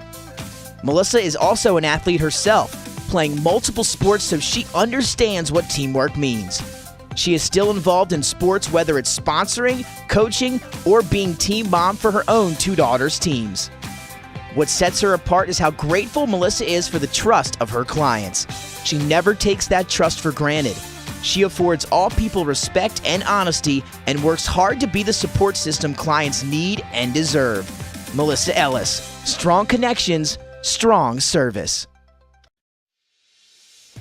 All right, we're back here at Dover High School in the post-game show. Glenn Frazier alongside Pat Carriantes. Dover coming away with a 34-0 win to improve to 38-30-4 in the series in the 72nd meeting of the Civil War. between the Riders and the Dover Senators. Dover improves to 2-0 in District 2 of Class 3A, 4-1 overall, and the Riders fall to a record of 0-5 overall and 0-2 in District 2. Scoring in the second half, Parker a 9-yard touchdown run, Kilby a 40-yard touchdown run, and they both came in the fourth quarter. So that gave us the final 34-0, no scoring in the third quarter. Riders led on the ground by Davis with 37 yards, Satchel with 34, 24 for quarterback Timmons. Riders overall gained 104 yards on the ground, and Timmons put the ball up 28 times, completing 5 for 24 yards. For Dover, well, Parker does it again. He scores 3 touchdowns, only carries the ball 7 times for 23 yards. Cosme was sacked 3 times today. He did have a 55-yard touchdown run, and he completed 7 of 13 for 63 yards. And that brings us to our player of the game, Jaquan Kilby, 25 carries? 25 carries, 157 yards, and 2 touchdowns on the day for the All-State running back, Glenn. I mean, he really did a great job against a pretty stout Caesar Rodney rushing defense. Was able to break through, and even before that final carry that went for 40 yards and a touchdown, he was over 100 yards, or right at around 100 yards. So yeah, and my mistake, let's correct this. He had 1 touchdown. He had 1, Cosme had 1, and then Parker had 3, making up the 5 scores for the Dover Senators. So next week, Dover entertains Appo for their homecoming game, and the Riders go to Abysinio to take on Salesianum next Friday night. Get you up to date with the finals real quick. St. Mark's 54-14 over Conrad. Appo beats St. George's 21-7. 43-12 win for St. E's over Glasgow. Howard had a tough time with the Mount today, but they come away with a win 21-7. And Newark beats Delcastle 26-22. Our thanks to Kevin Turner, athletic director here at Dover High, both coaches, Chip Knapp and the Candy Man, Dan Candeloro. So for our cameraman, Nick Halliday, and Pat Garriates, I'm Glenn Frazier. So long from Dover High. Have a great rest of your weekend, and we'll see you again next week. The things that matter most happen right in our own backyard. Our neighbors, our schools, the places we go, and the people we know. And now there's one news outlet where our story is told.